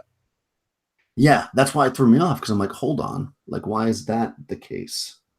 I almost feel like it should be target 13 and then target 13 to avoid. That's what I thought too. But. That's why I started doing it that way. So yeah, we kind of just messed up the dying part. But that's not a big deal. Unless I mean, as far as I can understand it, you just roll against. I'll read the section to you so you can. Maybe I'm completely misunderstanding it, but no. But maybe when you use guns, they just hit. I mean, yeah, basically. I mean, they hit as long as they don't avoid them. You automate. So range combat procedure. As with attacking with the ranged weapon calls for attacker to roll reflex plus combat plus any asset type the weapon has. If the defender is aware of the attack, they get to roll combat plus defensive. Oh, what's defensive? Well, defensive is like hiding behind stuff. Oh, okay. I added that So in. that's it. To the total. If their total is higher than the attacker's roll, the attack does not hit. Yeah, so that's how you do it. It doesn't have a 13. They're just saying gun combat's deadly. That's all. Yeah, yeah, exactly. If the defender is unaware of the attack, they may roll. They may roll any defensive modifiers. That's it. Yeah. But I guess not the reflex. So, like if you're standing behind cover, then you get to. So how about hand to hand? So hand to hand, you get everything. With hand to hand, it's like flex combat plus weapon. Yeah, you basically hand to hand combat untransferable. Hand to hand, you roll. It's a competitive. But basically, like if you have a martial arts style, like I think your character did, then that becomes like the weapon. So your martial arts style has a percentage or a dice with associated with it. 4, so. And if you don't have it, then you don't get it. So like or like you'd have a knife. Like a knife might be a die 3 or a die 4 or die 6, and that would add to your hand-to-hand combat. Yeah, so I wanted to go up and do hand to hand, but the thing was there was no way I could get up to him. It didn't work out because it was weird because I like rolled a percentage to see if the guy got around fast enough. Like I just kind of made it up because I wasn't really sure. And if he didn't find Crystal, then you could have done like more sneak around. But then the thing is, my stealth is horrible. I have a die 6 stealth. Yeah. But again, it's an opposed roll. So because they do opposed rolls, and then they do the lucky 13, which is for attributes, and then they do. So I don't need to make 13 to do the stealth. That's right. You just have to do better than them. Oh. And then it's also modified because, like, for instance, if you're doing stealth and like you're like, okay, I'm going to wait in this hallway behind a dumpster, right? Then I would give you for the decision die easy because you're behind a dumpster. So that's a D12, right? Okay. Whereas if you're like, oh, I'm in an empty hallway and I'm gonna you couldn't do it at all probably, but like if it was really hard to hide, like in a little niche or whatever. Yeah, because the thing is, I looked at my stealth and it's a die 6 for human int, die 6 for the stealth. So it's like, oh, it's 2 die 6. I'll never get a 13. Yeah, and then plus 12. Yeah. In the case of like hiding behind a very obvious thing. Like if you guys had got on deck like for your sniper idea, which I thought was really clever, like you would have got like I would have given you a die 12 because you were in the rain. I mean, it was like, you would have easily been able to hide. It's just that, in fact, I even did give him a hard time to find you, but like he just rolled well on that shot, and it was like. But yeah, it's an interesting system. I mean, I got to run it a few more times to get a full grasp of it, but that was pretty cool. It seems very slow. I mean, yeah, it might be one of those things though, where like once you get used to it, because like Coriolis felt really slow at first, but then like. Once we got used to it, it was like, okay, so I just roll this, and this. Boom. Okay, that's what I did. And the other thing, too, is if you play in person, it might be a little easier because they have these little cards. I can show you. Oh, do I have one here? Yeah, here. So everybody gets a card, and you basically put your dice on there. Mm-hmm. Oh, like, and you grab them off the card. It's like, oh, this plus this, So I think that it has like the lucky 13, like it has the rules right on it. Mm-hmm. So I think that's actually makes it a little bit easier because it's like you can like a dry erase. You can write like your weapon on here or whatever, what your weapon modifiers are. But I almost think the way to run this properly, almost like the old Top Secret, is the DM just really has to be on top of it. Like I almost feel like it was easier when I just was like, just roll these dice, because if everybody's trying to figure it out, which granted you want to know how to run the game, but things change so quickly, like the weapons. Yeah. Yeah, like I didn't want to be like, oh, I'm not going to give you different weapons, but as soon as you start giving people different weapons, all the numbers change. It's like that's why I was just like, that's why I put it on your sheet. Like I gave you guys the Uzi on your sheet because I knew you were gonna run into a guy with an Uzi, so I was like, all right, you might get that Uzi, so I'm just gonna put it on your sheet so we have it. So I don't know, I'll run it again. I want to do my own mission. I thought that was pretty fun, but I feel like I've got a few ideas that could be kind of cool. And there was a whole section that you. Yeah. Well, because if you had like followed the guy, there was like more stuff going on. So it was definitely longer. I didn't know if we'd actually finish it, but you went right for the target, which was pretty smart actually. Like there's a lot of stuff. Like if you went early, you could sneak around the ship if you would get on there. There's the guy. There was like So I was just afraid went early, we get detected, and then we're just almost. Well, the module kind of assumes that you're going to go basically at nightfall, so that it'll be at night, but still you'll have time. Like you're going to go at like 9 o'clock. So you have like 3 hours to like walk around the ship and sneak around. And then you could actually take out those guys. Assuming you get on the ship without any problem, you could then take out those guys one at a time, like quietly, and then basically there was only 4 guys. There was only 4 guys on the ship, plus the White Queen, plus the scientist.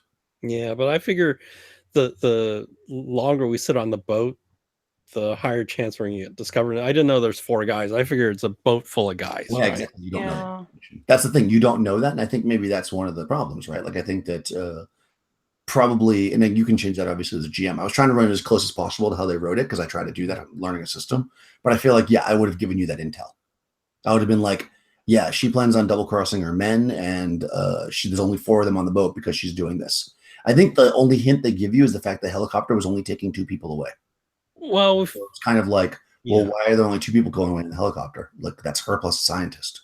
Yeah, we knew that. It was just But that's the only hint they give you, which really isn't enough, I don't think. So I think that doesn't tell you the boat's not going to be protected, right? I feel like I'm gonna run this for my in-person group, and I think I'll change that part, and I'll make sure they have that intel. I mean, I still think your idea of shooting let the helicopter land and snipering it was very clever. Like that would have been pretty successful, I think, if they just pulled it off. So yeah, because they would have just ran for it. Because basically, it says that she'll bail on the scientist, like if she has to. Yeah, like she's only out to save herself. So like if you started shooting with the sniper rifle and you might have killed her, but assuming that you like started shooting and she got away, she would have just jumped. She had that jet ski thing on the side. She would just jump off the ship and go get it. That's like so I would have loved to see Crystal's character just take her out. That would have been awesome. If you had snuck on the boat and done that, that would have been like such an epic like just way to do it. Like, yep, we snuck on, we just shot the White Queen and whatever, she's dead. Like major NPC dead. So anyways, actually, should probably in the broadcast. Yeah. So my thought was, what I want to do is shoot the White Queen, go grab the scientist, get in the helicopter, and we could fly it out. About, like if you take the helicopter, like how you have to fly it out or whatever. Like you could have taken the helicopter. There was like 2 more or 3 more guys on the helicopter basically. So it's not just the helicopter.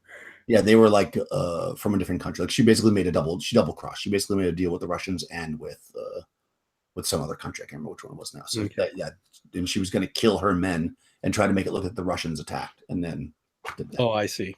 Yeah, that was the whole plan. All right. Anyways, ending the broadcast.